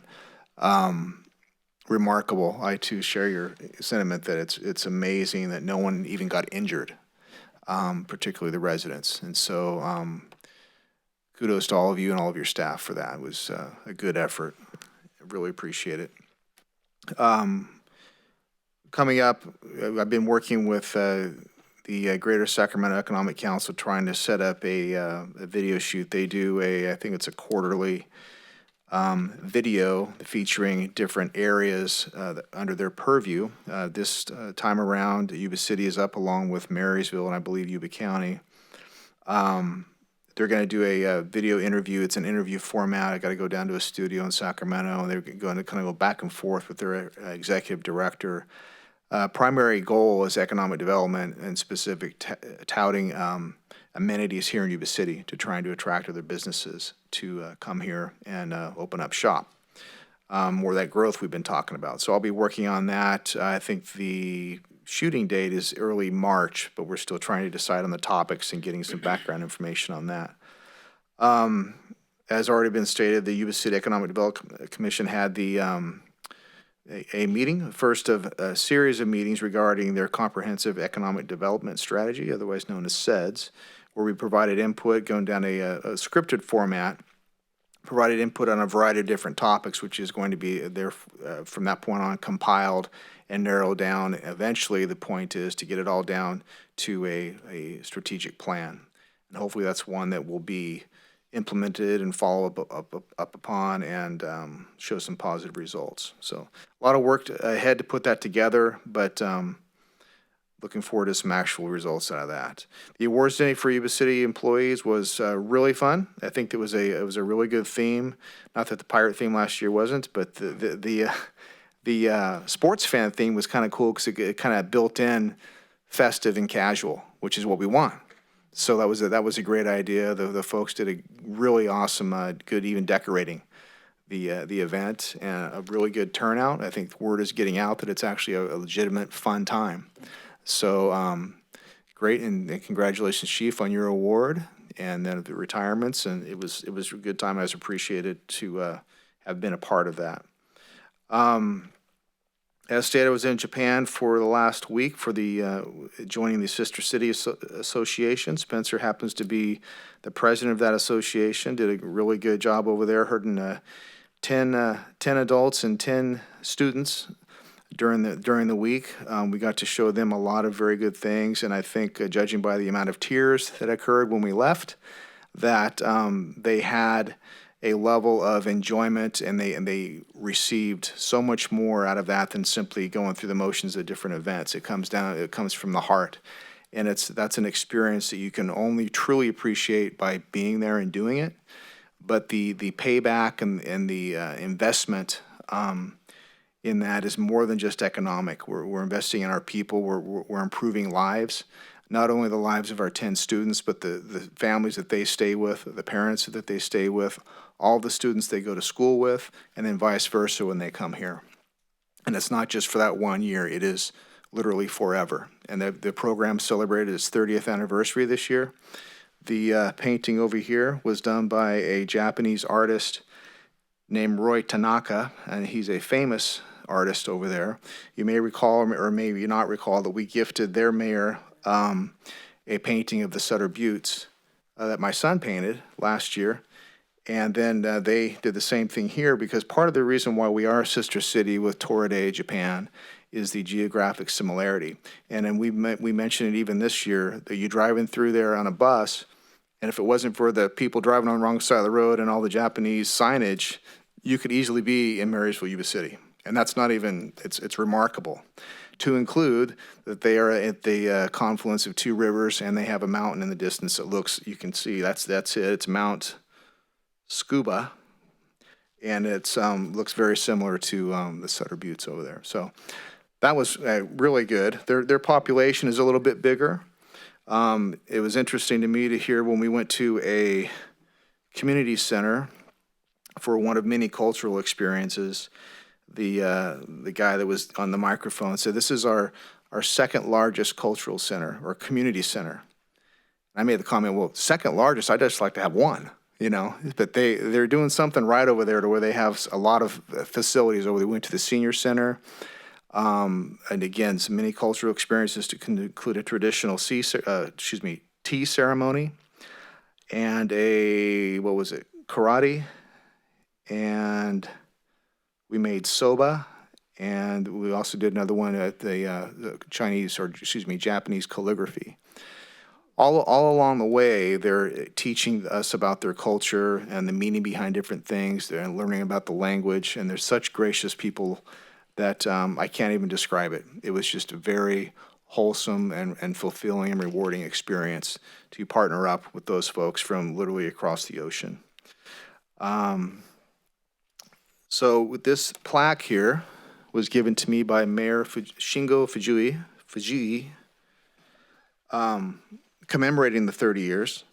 So this is apparently, I'm not really, lacquered of some sort, but it's got Mount Fuji with some cherry blossoms. What? Fuji-san? All right. So that's that. They also erected a aluminum plaque that stood about, I think the tallest part was 4 feet off the ground, but it had ingrained into the, or etched into the aluminum, was a photograph of our folks visiting Torridey. They have a park named after Yuba City. There's a Yuba Garden. They have a major plaque every 5 years that they've put out there.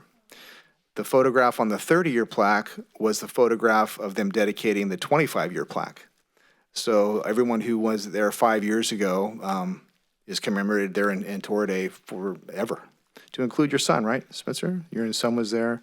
Steve Krager was on there, a few other people that look familiar to me. So, and there'll be pictures, I'm sure, online. So that was quite nice. So, would you care to elaborate on anything, or you're good? Did I miss anything?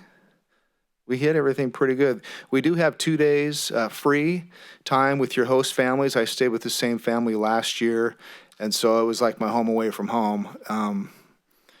Maybe a little bit too home, but we had a good time. They took me to a town outside of Torridey, a historic town. It'd be like if we took somebody to Nevada City, like a historic town. They showed me around, then we went to Tokyo and a few other things. So learned a lot, saw a lot, definitely better for it, and we hope to continue the program into the many more years and to enhance the lives of these young people on both sides of the ocean. So it's a wonderful thing. So, Chief, I understand your son had a good time too. Is that correct? Yeah, he loved it. People comment, you just can't describe unless you're there, but it's wonderful because it comes from the heart. Everything comes from the heart over there in Japan. Let's see. That's all I have. That took up most of my time since the last council meeting. A lot of things coming up soon, this week or next week or two. This meeting tonight, I would like to close in memory of a brother of a former mayor, Roy Ramirez. His brother, Randy Ramirez, passed away unexpectedly recently. A upstanding person, a very good businessman locally and lands afar from here. But we want to close in memory of him and also in memory of Mr. Larry Montna, my stepfather's brother. Also, the name Montna is definitely, I believe Larry was a former supervisor for the county of Sutter years ago. And he was a good man, and he passed away unexpectedly on Sunday. So I know that we have prepared a letter commemorating closure of this meeting in memory of Randy. If we could do something similar for Mr. Montna, I would appreciate that, and his family would too. All right. That being said, we will close in memory of Randy Ramirez and Mr. Larry Montna. Thank you very much.